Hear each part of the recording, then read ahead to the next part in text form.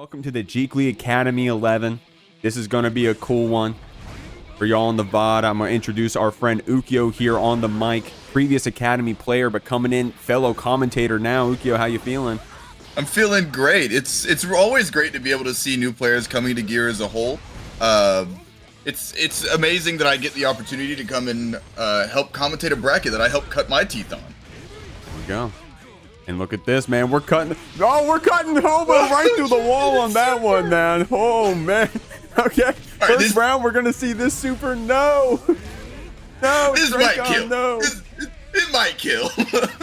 Yeah, do you think it kills, chat? Okay, great stuff for real, though. Getting that pile bunker wall splat. Drakon able to use that meter to secure that round win, but Hobo is going to clap you right back. We're spending that stamina for the wall break, but Drakon using that burst means that the resources are going to be in their favor. Hobo does have this burst, but you're not going to use it. Going to use that 2P mash? I actually love that.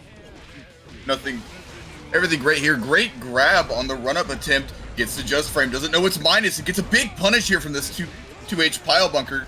Goes for the cross-up and gets the kill. First game goes to Drakon.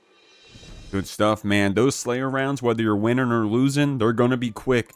There ain't nothing but a thing, but great stuff right here from Drakon. Able to get that counter hit close slash, man. Yeah. Picking a slow option possibly to punish that first Mappa hunch in. Well, was it the pile bunker? I got to watch that one again, but able to get that counter hit close slash. Yeah, it was that Mappa in. Great stuff right there, Drakon. The extreme amount of damage from both of these characters really does make for very volatile and quick matches, so it could go either way still. Yeah, depending on who you ask, some of these characters are the villains of Guilty Gear right now, so we're getting them out of the way in this first round of the Academy, I guess. Cross up on that Master's Hammer. Hobo's going to put you into the corner with that burst. Wanted to keep it going, but Drakon with a burst of their own. Getting these throws established early and often, man. But, oh, the missed meaty. I know what that feels like. Don't worry. Getting this mix off into the corner, converts into a wall break. Decides to spin the meter. This is going to make for a really big, hard knockdown situation. Goes for an It's Late to try and catch them mashing, but has to use the RC to make sure he gets the round. Good stuff, man. Good stuff. Hobos is going to have this burst to play with on a deflect shield, or at least going to build up for a burst if we have to go back through this wall. Drakon with that 2H into the counter hit close slash. We're sending that buttons, man. That 2H is doing a lot of work here against this Sin, and unfortunately didn't get a chance for that burst to build back up. I guess that's the consequence of Slayer, man. If you're going to lose against Slayer, it will be quick because we're going to deal a lot of damage, so not able to get that burst in time. That's unfortunate. Just an absolute, it's just absolutely shoving out this damage makes it extremely hard for anyone, let alone oh my god, English is hard. Pumping out this much damage as Slayer really does make it hard to recover. It can make you feel like you're on the back foot very fast, even if you're just one hit into the round. For sure. I did like what Hobo's been doing so far, using that Sin backdash, trying to get away from these Mappa hunches, using that close slash after. Drakon really aggressive with this pressure. I like that jump back, but that anti-air close slash from Slayer, man, it can be lethal. Red RC confirmed, sending you through the wall. Look at that damage from just one hit. Counter hit 2H, and we're going into set point for Drakon off of a perfect.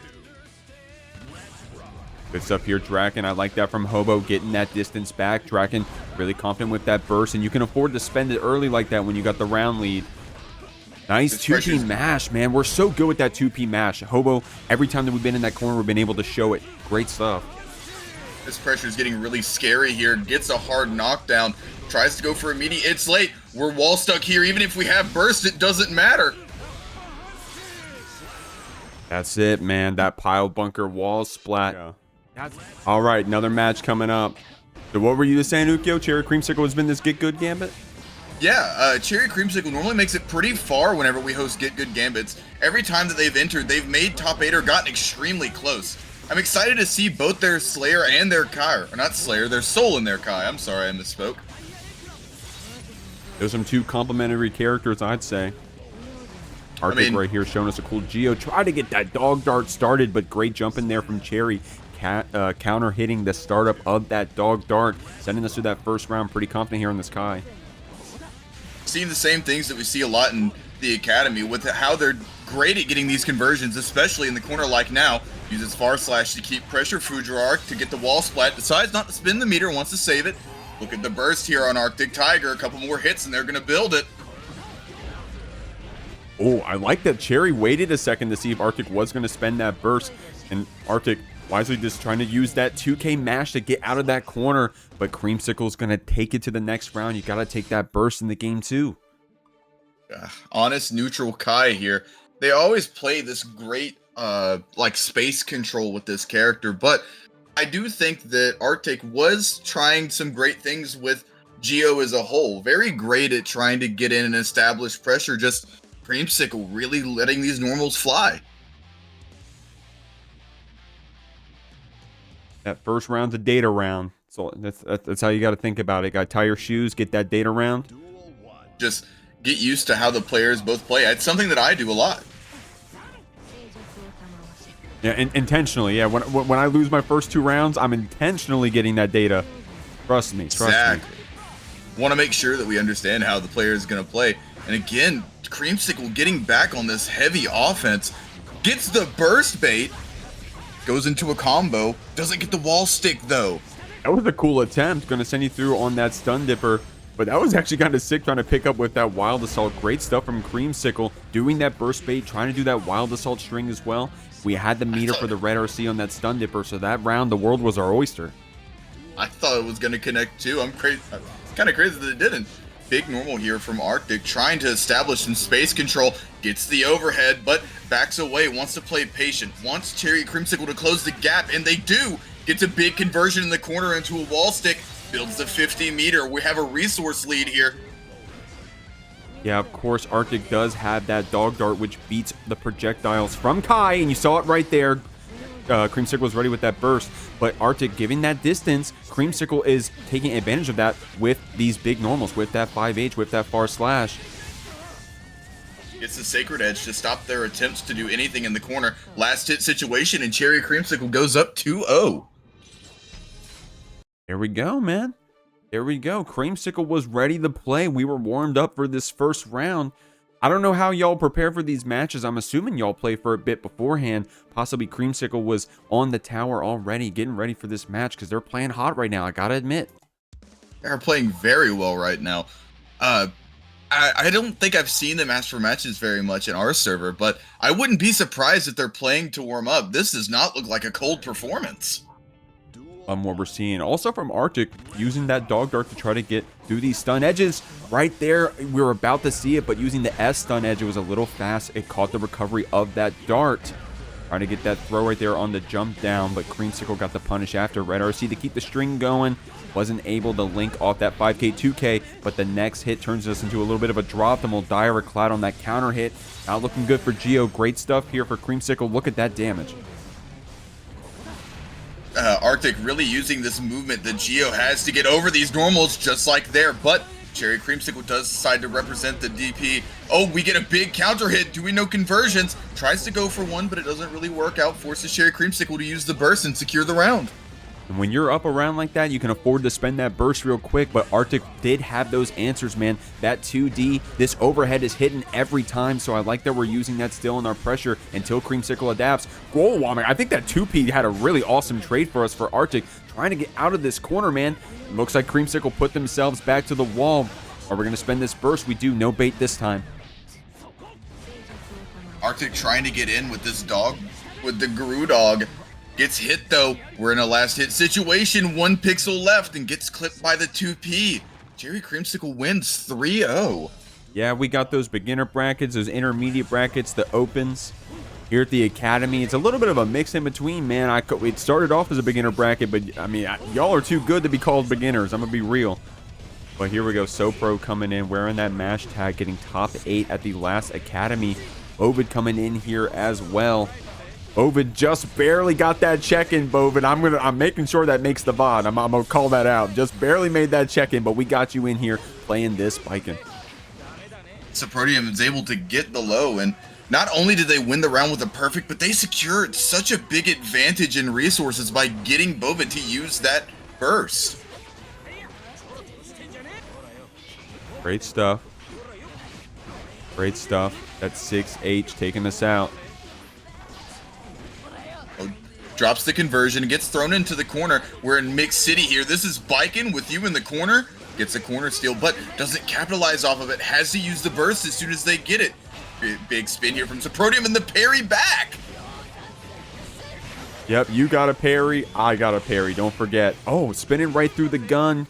Gonna catch you on the Nagiha. Great stuff there, Sopro. The double spin to confirm the game for Soprodium right there. In the win quote too, spin, spin, spin.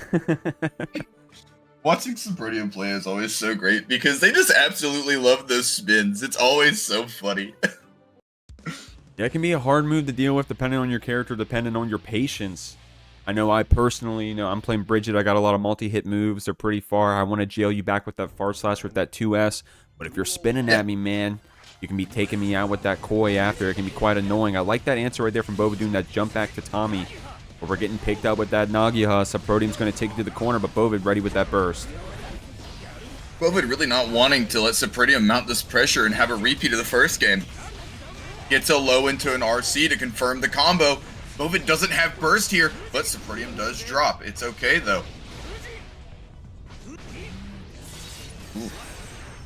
Soprodium ends up taking the round. Yeah, man, going into that overhead. I think that's your optimal wall break. I don't know any Anji players out here. I think that's the most damage you can get. Also builds that meter doing that spin, but here doing some pressure. Bovid here in the corner getting caught with that low, backdashing that meaty, but then we got caught on the next hit. Building up that burst will have a chance, especially with this parry as well. Sopro does have 100 tension to play with, getting caught by that run up 2S from Bovid. Red RC to make this into a combo. We're going to hold on to that burst post wall break, looking good for our Baiken. Great corner carry there from that combo. Not only does the combo take a while, but also lets Bovid rebuild some resources here. Both characters with a lot gets a throw on the spin. We're in a mixed situation here, last hit. Soprodium decides to use the burst, but still gets clipped by the 6H. Or is that 2H? It's one of the two. And clip, man. Whatever button it was, means we lost the round and spent our burst. So it's looking good for our Baiken right here. Sopro fortunately being able to get out of that combo, that S-tether combo with that 6H whiffing, and now we're going back to neutral here, spending these Rekka sequences, catching you on those counter hits. Red RC to confirm, possibly for a wall break. Unfortunate drop, but hey, you got safe there because you didn't hit that parry. Great stuff. Bovid's got you in the corner, though. Ever so slightly out of the range, and Bovid gets a big wall switch here. Soprodium doesn't have burst, and Bovid secures the game. Yo, Bovid right there, clutching it up. Clutching it up, man. Sopro, tie those shoes. Don't let it get to you. But I'll admit that burst getting spent ended up working out for our Baiken here. Had a lot of meter on that cross-up Johnson, even if the HP was a lot higher. You know, the world was our oyster with that tension. Great stuff getting a game on the board, but that was just tying it up. Still got a few more games in the pocket. Yep. Bovid clutching it up before bracket and during bracket. Really showing some great stuff there. Getting this mix out on Soprodium. And Soprodium, while they do have solid defense, I don't even think I'm blocking the mix from Bovid.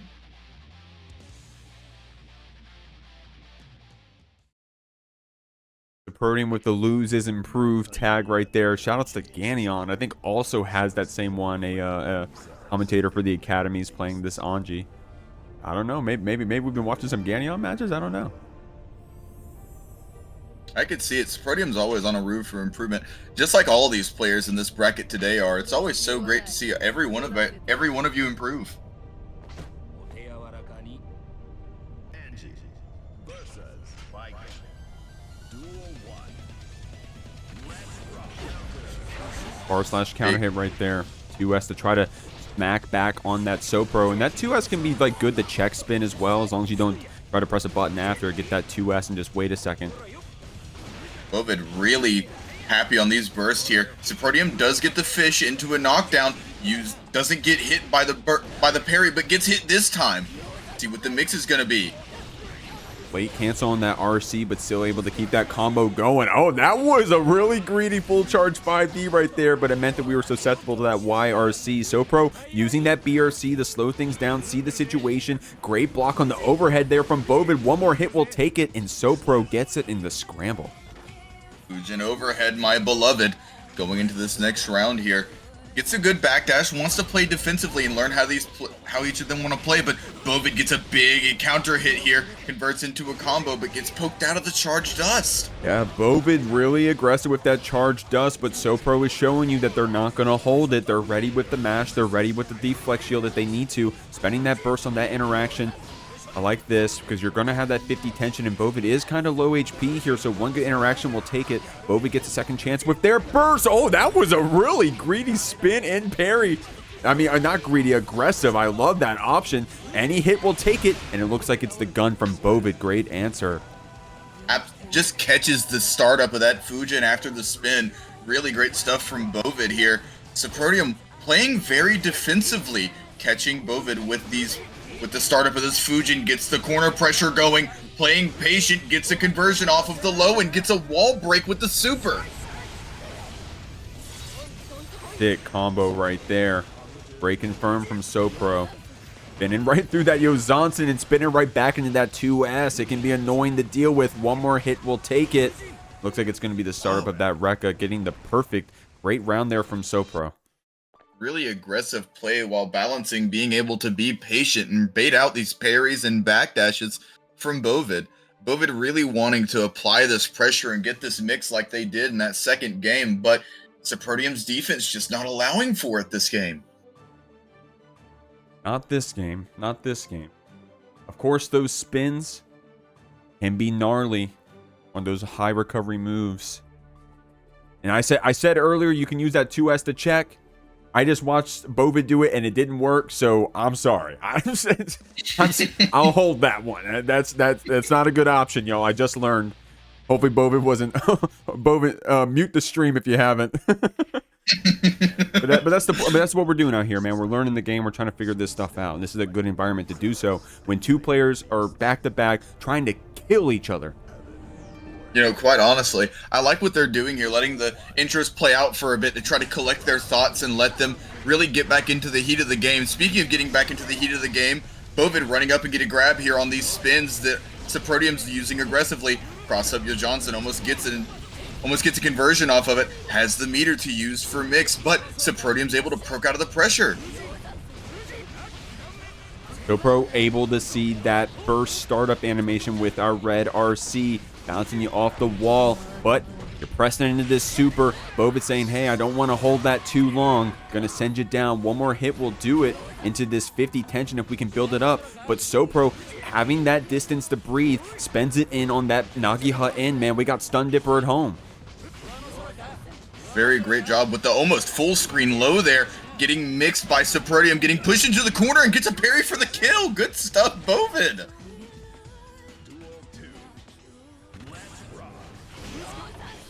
Here we go, Sopro trying to catch with that 6P, but a great low answer there from Bovid. Sopro, oh, nice deflect shield right there, but didn't get the whiff punish on that overhead. Sopro trying to get something started with that Stun Dipper at home, man. Another 6P getting called out with that 2H. Bovid catching on to that RPS from Sopro, calling out this parry and baiting the burst. I love this.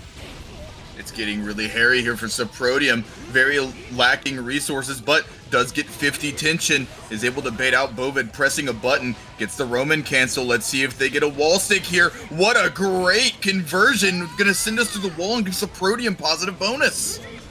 Great answer right there, but the recovery after shooting the gun. Bovid gets called out. Sopro gets that round. We will have the burst advantage to spend here. We'll have to see how it comes out. With grab not getting punished right there, but picking you up in that Yozansen. Great pickup here for Bovid. You're in the corner getting caught with that S tether. Do we got combo 6H whiffing? Unfortunate. Gets the fish out to actually hard knockdown off of the PRC there. Gets the burst. We're returning to neutral. Tries to parry in neutral, but it doesn't work out. Gets the low, but he drops the combo. Oh, that BRC slowdown getting us that throw. Sopro, so good at using that BRC slowdown. And just like that, we're going to move on 3-1, but it was looking close there for a second.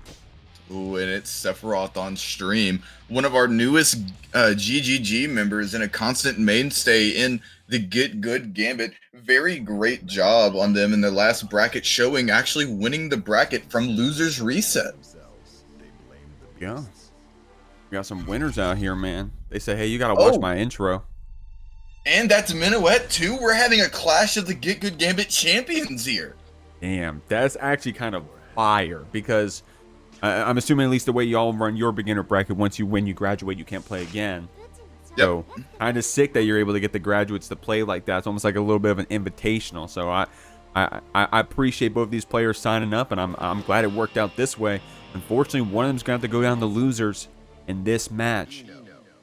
See who it's going to be. Starting off strong, SafestSephiroth versus Minuet. Let's get it. Big counter hit here with the low from Sephiroth. Getting the burst out of Minuet, not really wanting to start this, pressure and mix. Big 6P here. We get a wall conversion. Doesn't necessarily lead into something, but gets the command grab super. You get those early, man. You can get that mental stack going crazy. All of a sudden, you're going to see your opponents backdashing a lot on your pressure or showing that DP. Great answer there from Minuet, trying to get something started here. Setting up that yo-yo, but great anti-air from SafestSephiroth, regardless of that air stall. Minuet really establishing this great neutral game here just in that first round alone. Just because you lose the first round does not mean that you're out of the game. Speaking of not losing the first round and not being out of it, Sephiroth is able to get this pressure back on Minuet, really stacking it on, getting grabs, but Minuet escapes with a DP. Yeah, I mean, the same way that Sephiroth was showing us that grab early, and they're still showing us that grab, Minuet showing back, hey, I got a DP, you gotta safe jump me. Of course, a character with some really good safe jump setups. Best time the JD connects, we got this in the corner, but great FD blocks to buy that distance. The Roger super clipping Sephiroth out of a dash, really able to get this mix-up started here. Going up, down, left, right, high, low. I don't think anyone would have blocked that mix from Minuet there. Great stuff, Minuet. Let's go. I'm over here rubbing my hands together, but we're getting caught with that MLA. Great pickup, Sephiroth. Got you jailed back with this stroke, but Minuet taking their turn back, getting that pickup on the overhead. The 214S making things scrambly here. This time the HCL buying us some time. Using the deflect shield there to get out of this constant up, left, right, down mix. Getting the super, but doesn't result in the wall break. One grab goes for the 2H. Two grabs and secures the game for Sephiroth. Grabbing early, grabbing often, man. Viable strategy, especially on a character that forces you to RPS on their offense. If they're showing you that grab, it's, oh man. Oh. But, of course, Minuet does have that answer on that DP. I do like this active defense we've been showing. Sephiroth getting away with that first game, though. Sephiroth's win quote is blame the net code. That's what I do. That's what I do. That's what I would do. Yeah. Sephiroth in this first game. Stroke right there. Minuet trying to take their turn back, but got the 2D, probably won the 2K first. 5K, great answer against this by the way, calling out that air dash. You just saw it right there from Minuet. Awesome stuff. Rock the Baby coming out saying, hey, you're going to grab me, homie. I got to grab of my own. But Sephiroth says, I don't know what a meaty is. I just got this wake up super. Yeah, Sephiroth not really wanting to take this pressure, really establish themselves, but Minuet is able to get the Roger super to catch out the close slash in the air. Or I guess the JS, there is no proximity normals in the air, but gets punished on this stroke into a big mix setup. Minuet getting a counter hit with this JD, and we're going to get crazy corner carry. Let's go, Minuet. Saying, hey, Sephiroth, you got to block low when you wake up, or else this 2S is going to take you down the loser's bracket. But Sephiroth's answering back with their own pressure. Of course, when we're running this offense, it's looking pretty aggressive with those throws, with those supers. Minuet, of course, getting this roll back, but some great defense from Sephiroth. Playing really patient neutral right now. Gets hit by the 6P. It's the anti-Eno button. Big back throw into the corner. We're going to get some crazy mix. Another throw. We got two in a row. Gets a third throw. We're left on 1 pixel and gets the OTG to secure the round. Sephiroth sending it all on these throws. Minuet has those answers. We'll have to see him. I like that. We're really good at taking our turn back, but Sephiroth really good at using that deflect shield HCL to call out the roll sequences. 6P into that HCL. Minuet wants the burst to get out of this corner. That really high JD gets called out by that 6P. We've seen it before. That's some great anti-airs from Sephiroth, man. This neutral is looking really good from both these players. Big counter hit on the ground here. Sephiroth really showing this patient neutral, but gets thrown for it for their troubles, gets put back into the corner, but reversal super's out. Left on 1 pixel of health. Minuet has to FD here to not get killed and gets clipped by the 6P. Sephiroth goes up 2-0. Great stuff there from Sephiroth. Minuet had that combo there for a second. But on that drop, Sephiroth was ready with that 50 tension, spending it back. That 2S a little too early on that meaty also. It was just gotten really scrambly. But that's how it manifests with these two characters, man. You got two setup characters. They want to loop that infinite offense pressure if they can get it. But the neutral is so RPS heavy, so scrambly. It can be crazy like the matches we've been seeing. It really is. This mix from both players coming out in really full force.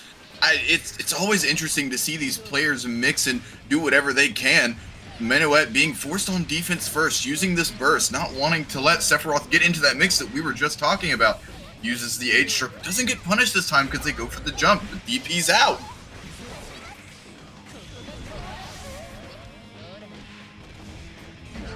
And that counter hit. Looking good for our Eno player here. MLA to seal it out. Sitting here on set point. Minuet will have some burst back here in a second. Sephiroth with a nice burst lead. Getting really aggressive with that Psycho Crusher charge up. The Minuet answering back with this JH, with that 5H, with that 236H. Trying to jail back this Eno. I like that. Really clipping with this far slash here. Minuet has Sephiroth exactly where they want them in this neutral space, constantly trading on normals, but Sephiroth finds a way in with the note. Has Minuet on the back foot here, but Minuet about to gain burst back again. They might want to use it to try to get out of this situation. Big trade here on the 5P. Gets the BRC grab, and now Sephiroth stuck in the corner. Oh, unfortunately dropped that combo right there, but hey, ain't nothing but a thing. Break's going to splat you. 5E for the break. Minuet's going to have some tension here after that positive bonus. Getting some distance. Yes, yes, yes. You got to run under that HCL. Great answer there, Minuet. Picking up on that 2S, confirming in the super cinematic finish. We're still in set point for that Sephiroth, but I like what we're doing on this Bridget. Minuet showing some life.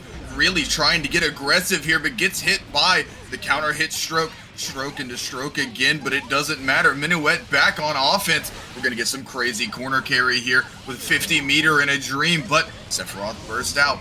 Minuet not wanting to let go of this pressure, uses Roger's super. We get another corner conversion. Sephiroth doesn't have meter here. We're on our back feet. One more hit will do it. But Sephiroth been showing us some answers to come back from that. The PRC invuln meant the YRC didn't connect. It was a little scrambly there for a second. The 5P takes it. DP, 6P, I don't know what that was, but the 5P came out, and that's all we needed. Minuet really still showing signs of life, finally letting the wheel of Maharaga turn, getting adapted into this set, really settling in and saying, no, I am not done yet. Great stuff, Minuet, great stuff. First sweep incoming, saying Red Dawn in the chat. What's going on, Red Dawn? Yeah, Red Dawn saying, pointing out about the rules in the academy. So heads up to y'all. Being in Celestial doesn't necessarily mean you can't play again. It's a case-by-case basis. We want to promote growth here at the academy. So if you're able to get Celestial, don't think that means that you're out. Just message one of the mods in the Discord, and we'll evaluate you case by case. I say don't get your hopes up, but also don't just write yourself off. But going in this game 4. Great stuff from both players. I know my last academy that I competed in was just after I hit Celestial, so not a bad idea to just message and see. Sephiroth going on to the Slayer. Didn't expect to see this after the Eno was working so incredibly well, but a great change of pace here. Gets a big 6P, not willing to let Minuet out of the corner. Uses burst to keep up the pressure. P-Mappa to try to establish some RPS game, but Minuet's able to take advantage of those minus frames and poke him out. That air dash JKM was pretty good. Now you were pointing out that the Eno was working. You know, I don't want to jinx anything, but this is a pretty good matchup for this Bridget. Minuet does have the tools to play the game here. Maybe this super's going to whiff. Depends on what we press. That fall down JS was a little too high to keep the combo going, but we do got this Slayer in the corner. But man, Sephiroth really good with that JK. That's the most JKs I've ever seen on a Slayer, but it's working. Slayer's JK is a very great air-to-air normal, so it makes sense that they're using it against a character like Bridget that likes to be in the air a lot. 6Ping the 6K from Sephiroth to put a round on the board for Minuet. Great stuff. 6K on that round start. Very aggressive round start right there. Trying to jump back, but that Mappa Hunch is going to get you. Stealing back that corner. You got to be careful with that 2S. Has a little bit of a scoop motion even on block. So Sephiroth using that to their advantage. Stealing that corner and then getting this pile bunker splat. A lot of damage here on this Bridget. It's the big 2H at that round start area to secure the perfect. We're on set point for Sephiroth. Yeah, I think you had the burst there unless you wanted to go through the wall because that pile bunker may have sent you through. Nice jump back on that. It's late, but the recovery meant that we were able to go for the close slash. That anti-air close slash from Sephiroth is gnarly. Hard knockdown. What's it going to be, Ukio? Goes for the safe jump here. Really not wanting Minuet to be able to DP and secures the game with the last minute Mappa Hunch. Great stuff from both players there, but Sephiroth taking it. Moving into our top 8 qualifiers already, y'all. Academy's been flying by. Hopefully y'all been having fun so far. DekuNut's going to be coming up against this Waffle. Playing the May, one of our better Mays we've had around here. Of course, we had, let me not get the name wrong. I think it was Goth Cat Girl who graduated at a previous academy on that May. We got to see if Waffle's going to try to break that streak this time, or if it's going to be DekuNut coming in on the Sin. You know, DekuNut really playing patiently, using these backdashes, gets there hidden, and we're going through a wall break. Great corner carry on this Ride the Lightning. Hard knockdown as well. Not enough stamina to confirm into anything quite yet, but of course we got that tension building on the positive bonus. Deku right there going to turn it into that Tyrant barrel wall break. Great stuff. Great quick round on that Sin, man. As I said, any character in this game just needs one hit to turn the tides of a battle. Speaking of turning the tides of a battle, Waffle out here getting this counter hit, really splitting Sphere into DekuNut, layering on this pressure thick, and has 50 meter to do whatever they want. Gets the burst bait here, and this is going to kill. Oh my lord, getting that perfect clapback. Good stuff there, Waffle, baiting that burst as well. Those charge characters, man, your Leos and your Mays, sometimes they just be blocking stuff. You didn't even realize that they were going to bait that burst, but it happens. Getting that cross up on that dead zone for the 6P, smacking you back with this volleyball, getting that jump in, but Deku's saying, I want none of that. I'm going to anti-air you, homie. You got to approach me a different way. Flash is on the 6P here. Neither character wanting to give up space. May really trying to control this neutral. Waffle not wanting DekuNut to get a step in. But look at this conversion. We get a wall break off of this. Great combo there from Waffle, all starting off with that Stun Dipper RC, man. Everyone's got a Stun Dipper at home, including DekuNut on this Sin. We'll have to see if it comes out. Catching that backdash with our S Dolphin and jailing you back with that 5H. Great stuff there, Waffle. It's like a slapstick cartoon out here whenever you see May doing these combos. Almost 90% damage on a lot of these. One thing that both of these players are doing very well that I noticed, first of all, is that they're both using 6P while still grounded to try and catch out normals like Far Slash. It's not just being used as an anti-air button, but being used to really punish these moves that aren't disjointed. DekuNut showing us some cool stuff too, by the way, with that stamina. I'll have to see if they keep that up. Waffle, man, Waffle used that first round as data and then just clapped back. I'm going to be real, but it was only one game. See what we got going forward. DekuNut catching out with the low here, taking us to the corner with the expense of some stamina. Great jump here from Waffle, not getting hit by the low. And DekuNut returning to neutral where Sin does best. Yeah, and we got there because we had some pretty good FD blocks that made that 5H whiff from Waffle, but getting that pickup into red RC. I think this RTL may get you through the volleyball. Oh, great blocks. Okay, the recovery kept us safe. Not enough of a punish to kill, but in the follow-up attack, we take that first round. I was very sure that RTL was going to hit. Dang. Great awareness by Waffle to just start blocking as soon as the move comes out. There we go, DekuNut using that 6P just as I was talking about. Gets conversions to the wall and makes Waffle have to burst to not take this pressure and damage. Big throws coming out though. Deku doesn't have a lot of burst to play with, and Waffle with a really good backdash on that 6K. If you see it coming, you know it's coming. That backdash is a good answer, so great stuff there, Waffle. Trying to spend this meter, gonna do so on that 6P red RC. Wall break coming out as well. Deku does have a lot of resources to play with though. Not really wanting to give Waffle this pressure and damage that they've been seeking. Gets a big counter hit, uses the RC to convert off of it. Wild Assault scaling will factor into this combo, but they still have the 50% to get the wall break with a hard knockdown. Very dangerous situation here on Sin if they know what their mix is good for. But Waffle using the reversal super and taking the game on a hair's edge. Very close there. Deku saying, no way you're going to spend it, are you? Well, Waffle said, watch this, and was ready with that PRC after, you know, I don't know exactly how it works, but you're able to get a cross-up with that particular super if it didn't connect. So Waffle with a, you know, even if you did the safe jump, Waffle was still going to try to cheese you one way or another. We're going to game 3. DekuNut really showing knowledge of their character here by using these great normals and pokes to confirm into long-range combos and extensions. It's very interesting to see.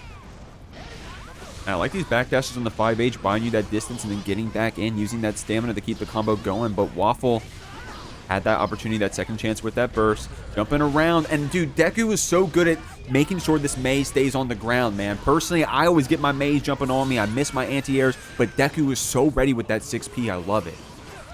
Very active on defense, not just blocking and being passive. Speaking of being active on this offense here, this might kill with the wall break damage. Big stuff from DekuNut. Yeah, I was like, no, I'm like, Ukio, come on, no way that kills. Well, damn, here we go. Great answer there from Deku, using that 6P, canceling back into the beak driver to keep this combo going. We did spend all of our stamina, but this positive bonus, and we're about to get that 50 tension. It's looking good here for Deku. Not to mention the amount of damage that they were able to get back, but Waffle does have burst, doesn't necessarily have to take this damage and pressure if they don't want to. Had stamina, but decides not to use it to convert off of the DP. We're back at neutral here. DekuNut doing what they do best, controlling this neutral and getting this mix off. We're back in the corner again. Last hit situation, but spins the gold burst.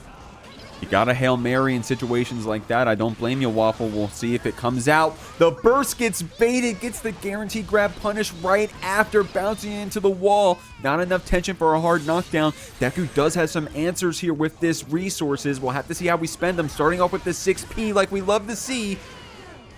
Waffle going for the YRC, not wanting to take any damage or pressure, but gets thrown anyways, and DekuNut puts a game on the board, still breathing life into this set. Here we go. Man, Deku. Yeah, Deku, honestly, Deku's defense is too good to go out 3-0, man. We had to get at least one, and there it is. Deku, we got a few more in the back pocket. We'll have to see. Of course, Waffle, a really strong opponent. I called it out earlier. 2-time streak on top 8ing at the Academy, I think. So, definitely one of the favorites to get back up there in that top 8. We'll have to see if Deku can qualify over them. Deku doing a very great job on offense, not only just defense. Uses the gold burst to get positive bonus at the start of the game, and oh no, Jeek, this is a very scary situation. Has the meter to go for a hard knockdown off the wall break, and the round just started. Oh man, canceling that stamina, no more left, but we got 100 tension to spend. We're going to spend 50 on that PRC. Gonna spend another PRC trying to say, hey, I need to get a hit in on this Waffle, but Waffle this time getting the air-to-airs, holding that 5D a little too long. Deku was ready with that Hawk Baker, but because we didn't have the stamina, we couldn't follow up the Hawk Baker or the Beak Driver. Now Waffle's got you in the corner, but man, guys, you can't charge these 5Ds. These players are too good for it, man. DekuNut's defense is really showing out crazy here, and DekuNut already almost has burst again after using it in that first round. I would be scared here if I was Waffle. Gets a big hit here. We're gonna have 50 meter, but doesn't wall stick. Has the meter to convert into a knockdown, but doesn't really allow for it. Waffle using that 4-framer from May to get out of the pressure sequence. Great stuff. Waffle really good with that 4-framer. You got to, man. If you got a tool like that, you got to use it. Stun Dipper at home going to catch it. Deku's going to burst back. The Stun Dipper doing a lot of damage here. Trying to get that distance with that backdash so we can get something started with the 6P or a Beak Driver. YRC to jail you back with that Dolphin. I love how we're checking with that 2S Waffle. Just trying to get any hit we can. Has the burst to go out of the combo. Gets a big burst made by DekuNut. And he goes up 2-2 in the set. We're going to a game 5. Oh, Guilty Gear is so great. I love Guilty Gear. I love Guilty Gear. Now, that was a good Deku. You You know, that wasn't an accidental burst bait. Waffle did the wake up gold burst previously and was going to try to do so there again. But we were still in the hit tumble, so it came out as a blue burst. So Waffle was able to block the blue burst and get the punish after. If Deku, I'm getting the names mixed up. You know what I'm trying to say. If we waited an extra second there, it would have been a gold burst. It wouldn't have been able to get punished. So it's a little too fast on that burst. We'll have to see what adaptations we make in this last game. So great to see how Deku is playing neutral, really taking advantage of Sin's long normals and big conversions off of those normals using stamina. But don't count out Waffle yet. It's already got Deku into the corners, being very patient on their offense, trying to make sure they can catch a burst. Catching with that 6K, counter hit, close slash. Oh, I like that little bit of stagger, trying to see when Waffle was going to burst. But Waffle with some good burst timing. Catching you on that 5H. That's a big counter hit. Oh my God, Ukyo. Oh God, look at that damage from Waffle coming out here. Gets the positive bonus, but doesn't have meter to spin to get a hard knockdown. Roman cancels the RTL, gets a throw into the corner. Watch out, that 50 meter from Waffle. They've used reversal super in pressure sequences before. Decides to spin it on the YRC, and DekuNut DPs the YRC option. Big overhead confirming into a counter hit. Man, Waffle just wanting DekuNut off of them. We're turning back to neutral. 6P into Beak Driver, but gets punished by the Dolphin. Oh man, that was looking so good, but so scrambly. Also, Deku coming out on top with that 6P clash cancel, but Waffle getting that follow-up hit, putting us at set point. But man, this is, we have all the answers. It all comes down to this. Deku with a good mash to get back up here. Uses that stamina to get up closer for some more Oki, but Waffle with a good mash back out. Some stagger coming out with these Dolphins, catching the backdash with the 5K. And the whip grab, we have to spend that burst.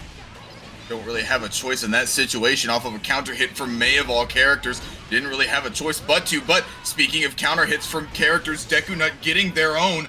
It uses the Roman cancel to save this burst opportunity. Waffle being very active on defense, not afraid to press, gets the tap dust, but doesn't have the meter to spend. Unfortunately, that red RC was maybe a little too late, so it was an OTG, but ain't nothing but a thing. We're going to the last game, last round, but Waffle did get their burst back, so there's a little bit of a meter advantage. And it starts off with that counter hit. Oh man, looking good for Waffle here. Look at this conversion, able to get the wall break off of a stray neutral. We wouldn't have this set go any other way. Final game, final round. Pushes into the corner, but look at all the resources that Waffle has. Full burst and almost 100 meter. Great timing on that burst from Waffle. It was able to get Deku's 50 tension because we did that super startup as well. The burst gets baited from the recovery from that Dolphin. Waffle's going to take you to the corner, if not send you through the wall. This might not kill with scaling here. Deku does have another chance. This needs one more hit, but the Dolphin punishes the backdash and Waffle takes a barn burner of a set. You know, out here in the academy, just absolutely playing crazy. We've already had great sets here from almost every single set that's been on stream already, letting these intros play out, trying to think of their game plans. And so we have Nictendoo on the Geo versus steezered on the Sin. Big first hit here from Sin, getting straight into the action, forcing Nictendoo to spin the burst. It doesn't matter. steezered out here getting the 6P on the Guru Dog and getting a 50, getting a clean hit to break the wall. Damn, great stuff there. Great start here from this steezered. Nictendoo with some good defense, but getting caught with that overhead red RC to confirm it. Hitting that first round with a perfect, man. Sometimes you come in with these characters and they're perfect first round kind of characters. Sin is like that. Nictendoo though, right here, I like that patient backdash catching with the far slash. Now it's our turn to play the game. steezered spending that burst to get out of the corner. You know, using the burst, just not wanting to hold this pressure that can be very scary from Geo with all these guard crushes and strike throw opportunities from how great that dash is. Speaking of strike throw, steezered really representing it here. Has 50 meter to do whatever they want. Doesn't have stamina though. Have to watch out from the reversal super. Gets a hit. Watch out though, Nictendoo is building burst. Has the YRC to really secure themselves back to neutral. Getting a pick up there, great stuff. Oh, I like that. We didn't really have too much stamina to spend. We held onto our meter for a second there. Gonna wait a second, but now we're gonna wake up with this super. Nictendoo got it just in time. You gotta respect that Tatsu sometimes, man. Steezer needs one more clean hit to do it. 100 tension to spend as well. Steezer, do we got it? Gonna get that pickup. First game on the board.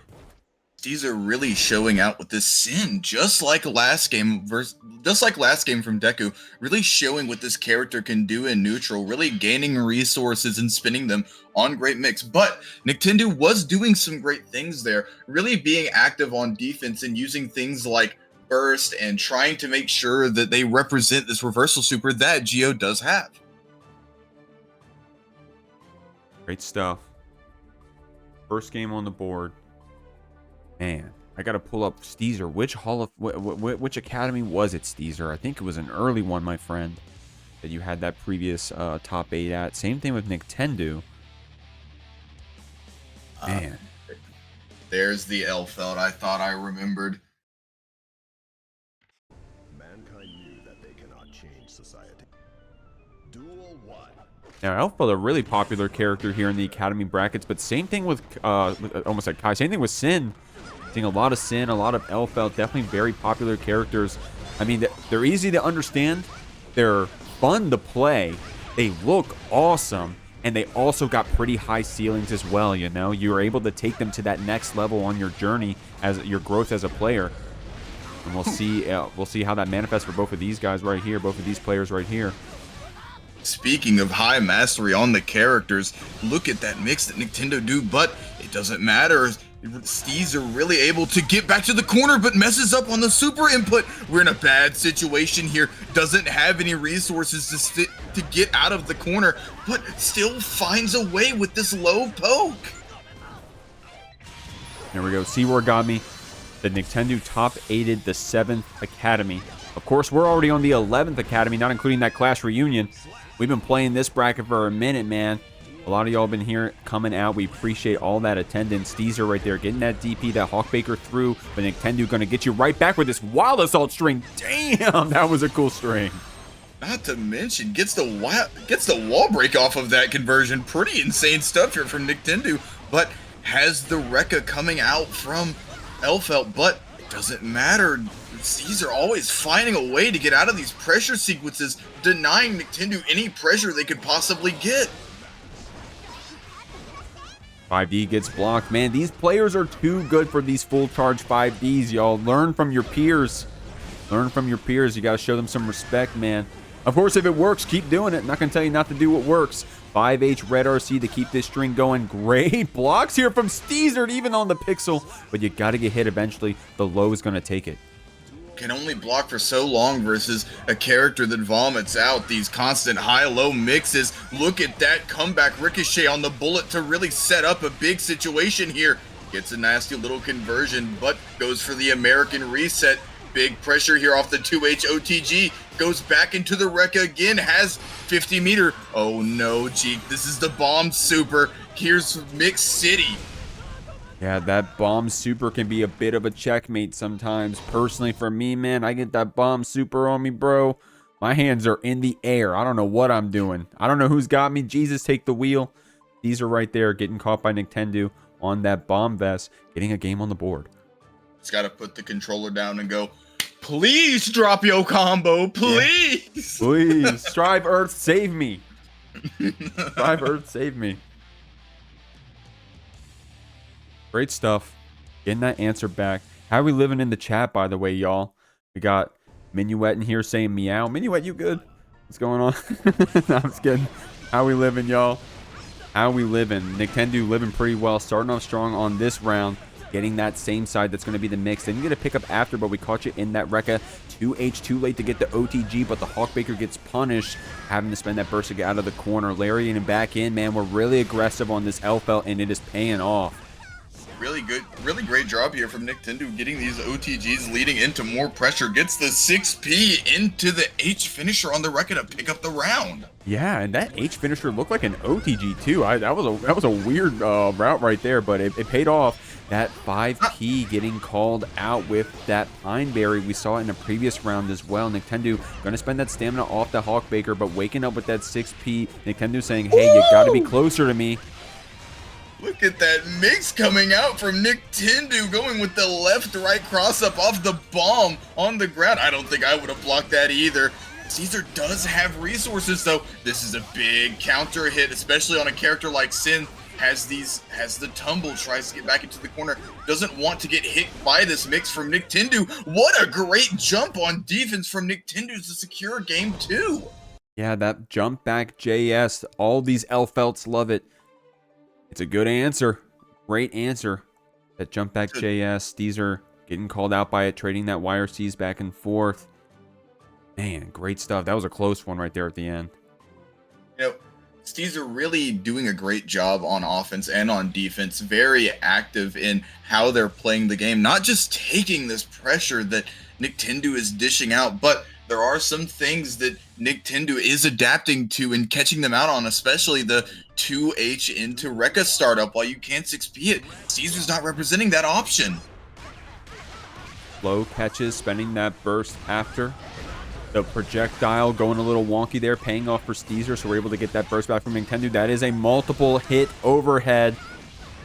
So it's going to catch us. Great stuff. Didn't have the stamina to turn that into a wall splat, but doesn't mind keeping Nictendoo here in the corner. Nictendoo does have that 50 tension. We'll have to see if we spend it. Of course, Elphelt having the option for that wake up super, but now the HP is looking kind of bleak. What's the answer going to be?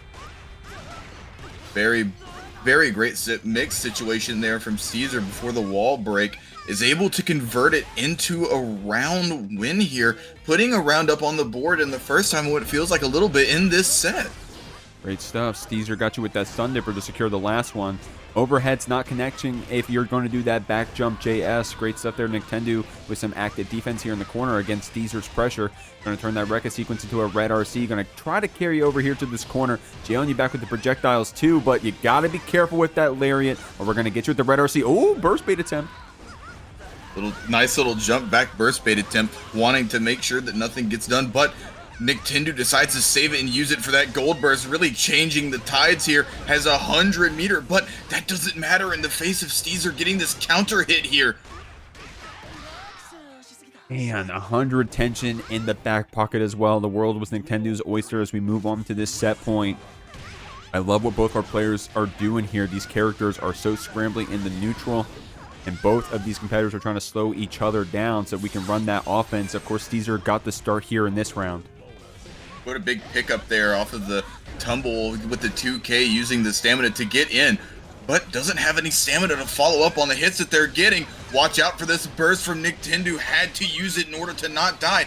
Both of them with 50 meter on the board, but Steezer having the 50 burst. It could become a player in this little bit of a set. Tries to take advantage with a close slash, but they do use the YRC to help secure a chance on neutral. God, English is hard. English is hard, man, and so are these 5Ps on these pine berries. Nictendoo doing a really good job of that, but close slash. Oh! Oh my God! Oh, the tech! Holy shit! Okay, whoa! BRC getting the air grab on the gunshot there, not really wanting Nictendoo to get a chance to clip them out. We're going to another game 5. Man. Oh my God. Finally, we had a good answer for that pineberry. Finally, man. The 5Ps and 6Ps have been getting called out, it seems. But that time, the anti-air close slash. Steezer said, sit down, homie. Hold on. Man, that was an insane back and forth there, really scrambling neutral, but Steezer just finding a way to hold on. What's going on, Cheesecake? Thank you for that raid. You were in the bracket today, right? I hope you have fun, my man. Hope you have fun, my friend. You're here just in time for the academy. We're in winner's quarters. We're trying to qualify for that top 8. Nictendoo getting caught there, wants to spend that burst so we don't have to get that positive bonus away. The Steezer getting caught with that low after the high-low Rekka. I see a pattern. It's high-low Rekka. I hope you got the stream muted. Close slash coming out, but that charge dust, man. These players are too good for it. They're getting grabbed here on this charge dust attempt. Has the meter, but decides not to spin it to use bomb super across the wall. Must be a tactical decision because they do have 100 meter. Uses 50 of it for this YRC. Doesn't decide to continue, but gets a big conversion. Gets a counter hit here, and we're on set point for Nictendoo. set point, but I think steezered had a round comeback in that previous game as well, calling out this 6P on the round start and going to get the wall break as well. Of course, we spent all that stamina, but the positive bonus is going to help us out. Nictendoo is going to get a burst kind of early here. We'll have to see if they need to spend it, if they have to spend it, but we're going to block out that Rekka. Great blocks here from steezered. The counter coming out on that projectile. Oh, the PRC lets you see the burst, steezered! And we're gonna get a conversion into the wall. Has 50 meter to spin, and we're on last game, last set. Both players on set point. Okay, regardless of who wins, this set has been awesome. I hope both of y'all feel proud of yourselves. This has been sick. Steezered right here, anti-airing down this Nictendoo, and look at that patience from Nictendoo, right? Just holding that down back, ready for the tech, ready for that throw. Great call out. The Rekka sequence getting blocked out again. Steezered, great defense on this Rekka sequence. Using the H finisher to really keep themselves in a situation where Steezer can't punish. Has to use the YRC off of the hit there. Was going to get put into some nasty pressure. Both players being very active on defense. Uses the stamina to get that hit. Big counter hit here, but drops the combo. Unfortunate. That's so unfortunate. Close slash after that lariat in. Nictendoo changed up that Rekka pattern so it caught Steezered, but we got a chance to DP out. Close slash catches you. Having a chance to spend that burst. Steezered has 50 tension to spend. Didn't have the stamina to follow up that beak driver quite yet. BRC to slow things down. Didn't get the punish in the 2H. Has to use the YRC to not get stuck in a sin pressure situation. Very good block here by Caesar. Uses DP. We're going to go to the wall. Big 6P here from Nictendoo. Big counter hit, but it doesn't convert anything. Has to use deflect shield to not get put in a situation. Oh no, this is scary. And Caesar finds a way to win this round. Oh my God. I'm going to keep it a buck. Steezered earned it with that deflect shield on that Rekka sequence. Great 6P wake up right there from Nictendoo. But that deflect shield on that Rekka sequence, man, earned you the game. That is crazy. Great. This is gonna be a bruiser hell of a match, man. We're gonna be punching each other, bro. It's gonna be violent.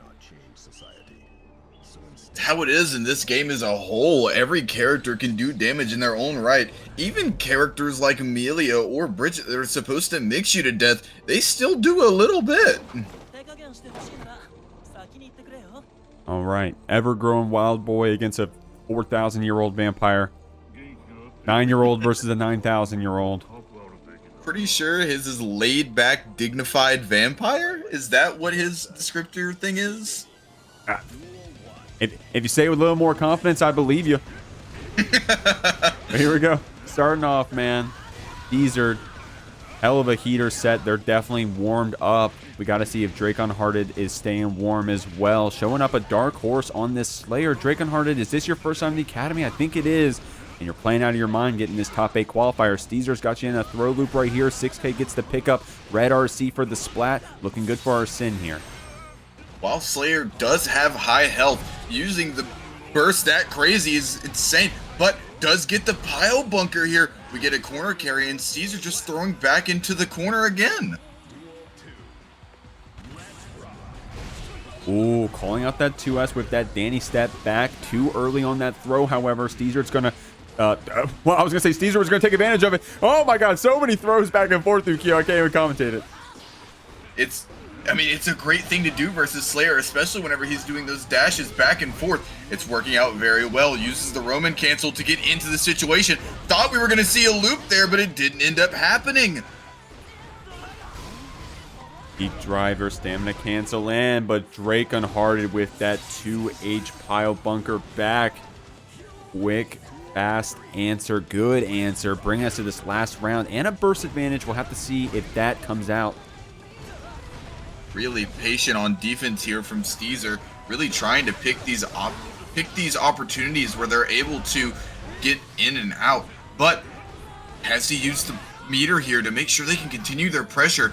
DrakonHearted does have 50 meter on their side, gets a big 2H pile bunker. Great grab off the Master's Hammer. And if you're grabbing Master's Hammers, bro, here in the Academy, then I know I'm washed because I never grab that one. But you got to. You got to show you're able to do it. Pile Bunker going to send you through. Steezer low HP, but we do got some tension to play with. Didn't get the pick up there. YRC gives us a second chance. Going to Hawkbaker through. Stamina to keep that one going. Wild Assault String and the deep throw gets this first round for Steezer.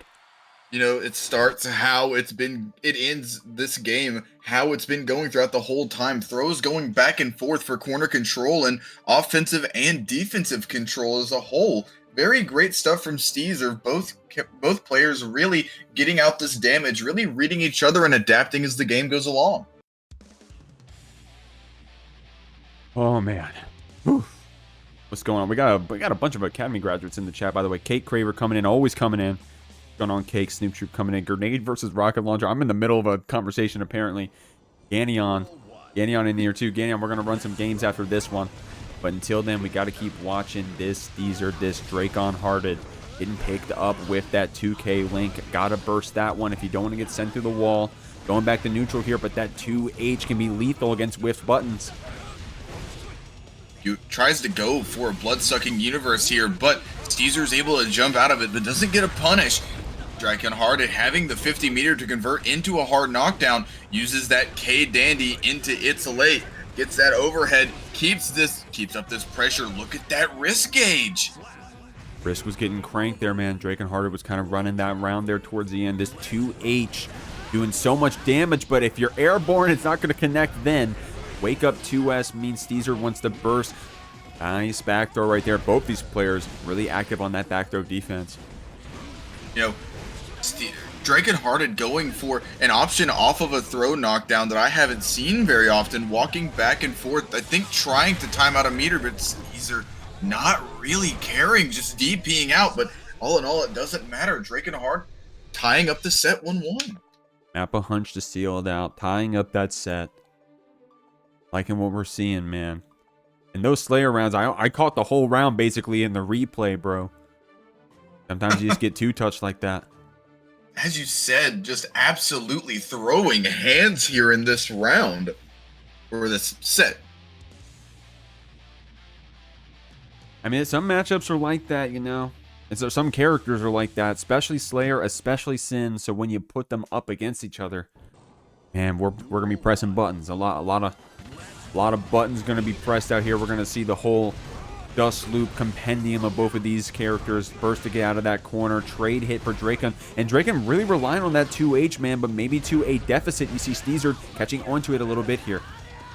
I mean, it is one of Slayer's better neutral buttons, especially against a character like Sin with these long-range pokes converting into situations like we're seeing now. Tries to get the super to go into a wall break, but it doesn't work out. Still on the offensive, though, after that wall break, has to play a little bit more patient. This is going to be big here for DrakonHearted. Has the 50 meter, but steezered not having it, DPing out. Man, steezered really confident, sending it on that DP. DrakonHearted gonna have to make some adaptations to their Hoki if steezered's gonna keep representing that Hawk Baker. 6H gonna break the wall here, building up that positive bonus. Drakon does have burst for a second chance if we even need to spend it. Gonna shoot it right away off that punish on the pile bunker. Trying to get a hit start on this 2H. That time the throw was a little early, and the Master's Hammer gets that burst from us. Tries to use a reversal super, or not a reversal super anymore. What a conversion from steezered, but sadly it drops. Gets the 2H into a stagger, but steezered using the Ride the Lightning here. It crosses up and steezered gets the hit, and DrakonHearted isn't expecting it. Big neutral situation here. Has the 50 meter, decides to spin it. Gets the wall stick. This might kill. Man, we just got slayered right there. Holy moly. DrakonHearted almost got cheesed out by that RTL, but was able to close it out regardless. steezered spending this stamina, taking Drakon through the wall. We are going to get another burst before this match is over, but steezered has that positive bonus to layer that offense and some stamina to boot. What a great conversion there from steezered to not only send to the wall, but able to get great damage. Gets the throw. DrakonHearted has the burst. Back to a one-touch situation. Run up 6P. Man. Did he just run up menacingly? And 6P to go up 2-1 in the set? I think so. Paid off here. Paid up here. Did that walk up F smash. Happy you got what I was referencing. Yeah, I'm actually surprised you know. I'm surprised you know about that, because I'm the boomer, man. I'm the boomer. Y'all are youngins, right? You don't have to out yourself, but man, Here we go. Here we go. I felt like that Saving Private Ryan meme. And my bags came under my eyes. My hair turned gray, and all of a second. I mean, really showing being like Slayer here, maybe 4,000 years old, but still can keep up with the times, especially looking at this damage. 2 HP Dandy Pile Bunker converting into a hard knockdown with the wall break super. Man, Slayer, the old head, then the new head out here, bending that burst, layering this close slash stagger pressure, and it's going to pay off after that pickup. Steezer's on set point. Rar, you shut up. I'm not enough. You shut up, you. Big stuff here, going for the 2D on round start. Great job to confirm off of that hit. Uses the Pile Bunker neutral to try to catch out an option from Caesar, but it doesn't work. Run up menacingly, 6P one more time. Here we go, the YRC coming out. That's a great answer when we're staggering our pressure like that, like Steezered has been.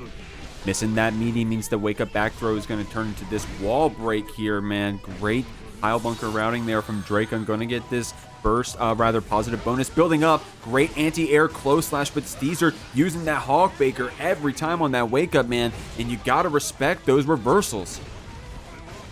Really mixing up these options here out of Dandy Step, using the Master's Hammer to make Steezer jump, but getting a close slash punish. Another 2D on round start working here, and Steezer low profiling with the elk hunt underneath the Mappa Hunch. Oh man, okay, this is getting close all of a sudden. You can get slayered here, depending on what clean hits we get. Anti-airing with that bar slash. Gonna pick up when this counter hit string. Pile Bunker, red RC. Man, look at the damage and the wall break. The boo, we're getting slayered. What great awareness from DrakonHearted, just pausing after the red Roman cancel to go and get them to the corner. Big 2H to secure off the damage, using 50 meter to take the game. We're going to a game 5 again. Game 5 coming in. Steezered, no stranger to these game 5s. We just saw them come back from one. You're giving a little too much respect to that DrakonHearted, man. And I know that feeling. You sit there, you're blocking, you're like, wait, my opponent hasn't come up? Wait, I can press a button, I can punish them? But you're just too slow on that press. And in this case, it was that Slayer 2H, man. I know how that feels. Tie your shoes, game 5, lock in, here we go. Big count, you know, Slayer really capitalizing off of these counter hits as a whole. It makes his damage even more scary than it already is off of a normal hit. Oh man, that one throw on the Master's Hammer earlier came out clutch, but this time it's getting called out a little bit. Yep. DrakonHearted really paying patient on these defense. Gets a knockdown, but then just waits to see what Steezer's doing. Maybe trying to bait out a DP or a reversal super like we're seeing here. Gets a hard knockdown off of mid-screen. 2S counter hit. Gonna keep you here in the wall. Oh my god, that... Okay, apparently there's a route that would have broke the wall there, but we don't need it. We just need this Hawk Baker on the scramble. We're going to set point. Steezer really showing great prowess with this sin here. DrakonHearted, though, fighting back. Look at that damage. 5 hits and almost 50%. Oh, man, that 2H is full screen. Oh, my God, Drakon, if you waited an extra second, you could have got the 100-meter super. Ain't nothing but a thing. Going to be able to PRC this super attempt right here. Steezer, what's the answer going to be? Oh, a little bit of a hero burst. I'm holding my breath. Steezer here absolutely starved for resources going into this last game, last round. Scary situation for both players. Big trade, but DrakonHearted is able to win off of the trade. Big counter hit from the Master's Hammer, has the 50 meter, decides to spin it, walks forward a little bit to extend to the corner, gets a 5H to break the wall. Soft knockdown though. Steezer does have this 50 tension, and it starts off with a counter hit. Getting that burst from DrakonHearted, a lot of stamina to spend, but Drakon really wise, looking for that perfect 2H distance. But if you wait too long, Steezer's just gonna walk up and hoof stomp you, man.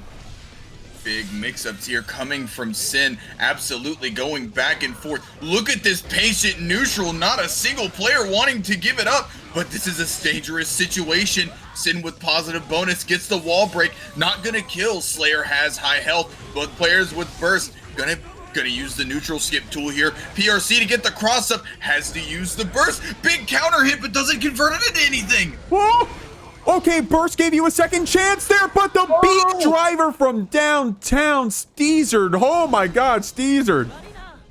All right, y'all, still on this winner's side of top 8. We got 2 previous top 8ers, I think last week, by the way. Soprodium and Waffle coming out here. Soprodium wearing that match tag, Waffle out here. Just a player on their own merit on this May. Had a really close set earlier today. We'll have to see if they can keep it up, but Sopro coming in on this Anji, man. I've been loving what we've been seeing from Sopro. Spending this burst, trying to get away from that corner. Waffle still on top of you with these S-Dolphins. Soprodium, wait a minute. Look at this conversion from Waffle. Has the 50 meter to spin, but doesn't die because Soprodium has crazy guts on that Anji. Big mix opportunity from Waffle. Deciding to use the 50 meter to YRC, but Waffle able to pull it out. Good stuff there, Waffle. Also has that burst advantage, man. It can feel a little devastating when you're down around and there's that burst advantage, but a great anti-air there from Sopro. Got you in the corner, got you in these resets. I love that empty hop throw. Trying to get in with that far side, spinning through that vertical dolphin. Waffle trying to get out of the corner here, but apparently you're going to have to be careful with that option if Sopro wants to spin. Ooh, look at this counter hit 5H here. Very scary stuff from Waffle.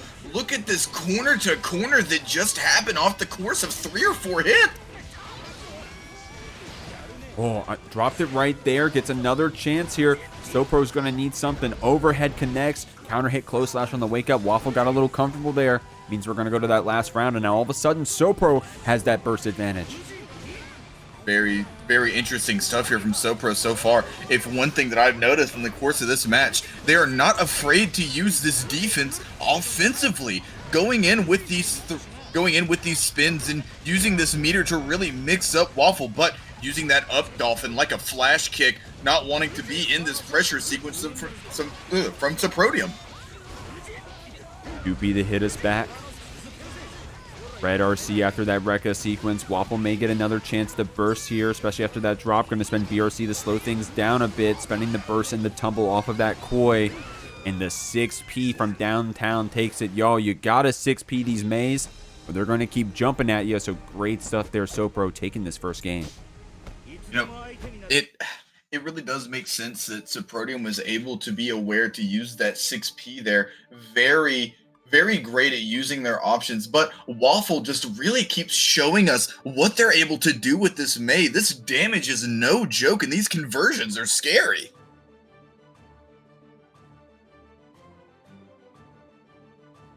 Okay, good first game. Oh, man. Didn't Waffle also take us to a Game 5 right before this, too? Yeah, Waffle went that Game 5 against DekuNut. Sopro had a very close set. Sopro had a good time coming up here. We'll have to see if they can keep this lead going. Of course, they got the first game on the board. Spinning through this May 2S, I think I saw. Gonna get you in this projectile reset here. The Rekka's getting blocked. Great defense here from Waffle. We're a little more careful with that vertical dolphin, by the way, ever since we spun through it that one time. Very interesting here. Really layering on this pressure, but gets the parry on the facing the wall. We're gonna get a wall break from this, and it kills. Damn. You said it in the last round. Sopro using their defense offensively. I like that. You got to. First, trying to get away from that counter hit dolphin, run up 6P, saying, I know you're gonna press a button, homie. You want to play the game just like I do. S Dolphins right there getting punished by that 2P empty hop throw. Sopro loves that option. Trying to bait that burst. Waffle saying, hey, I'm smarter than that. I don't want to spend it right away, of course.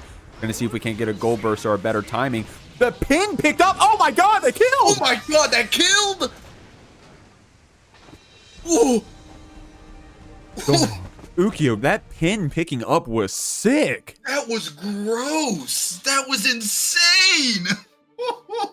And here I am complimenting Waffle on waiting a second to spend that burst because Sopro is obviously showing you that bait. But then, damn, that pin picking up, man, we didn't get a chance to use it. Unfortunate right there. I don't think I've ever seen that before. The pin picking up on counter hit, allowing for Soprodium to get a wall stick and not giving Waffle a chance to use the burst. Great stuff here.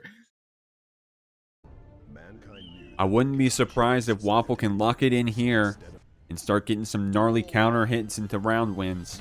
We'll have to see. But Sopro playing strong so far, saying, hey, you're going to have to push yourself to the limit if you're going to start making me bleed.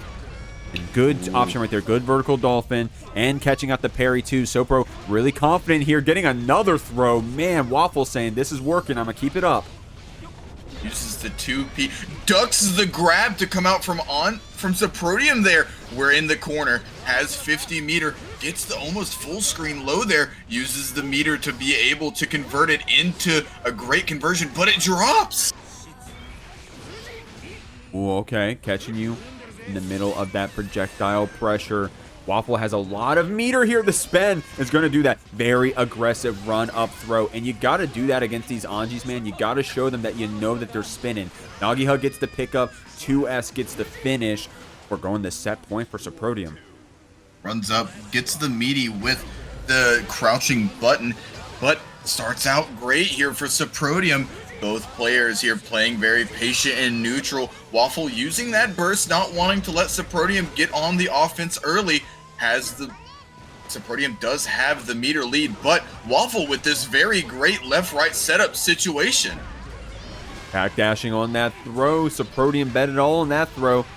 Being careful with that backdash. Good stuff there. Waffle getting the punish on that throw attempt. And also, I mean, getting a lot of throws on these spins too, by the way. Waffle showing you, hey, I know that you want to spin. I know that you like it. This is my answer. Big 6P here to start out the round. Soprodium goes into the corner, is able to block the up dolphin after the low. Big counter hit here. Let's see what they have to be able to convert, but drops. Still has the 50 meter to continue their pressure though. Waffle getting some distance with that deflect shield, but Sopro spinning back in on that 5H. Empty hop throw. Didn't RC to confirm it, but that jump back JS. Great setup right there from Sopro. That creamsicle coming in. This is their first academy. Playing out of their mind so far. Minuet, first time top 8ing academy. So already a record breaker here for both of these players. We'll have to see who comes out on top.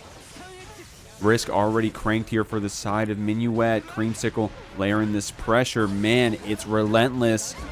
And that 5D, man, I haven't seen a counter hit like that with the wrist fully cranked in a minute. Yep. Cherry Creamsicle very great at this pressure. Taking the first round here, really showing what Honest Mid's Michael can do in this pressure situation. That's the mix, that JD after the roll. Good pickup, Minuet, keeping it going. Soft knockdown, but we got that positive bonus coming out. Keeping things a little calm here against this Creamsicle, but then we get that jump in. We just got the meter in time. Creamsicle's so good at using that meter, especially right at the moment we get it. Exactly.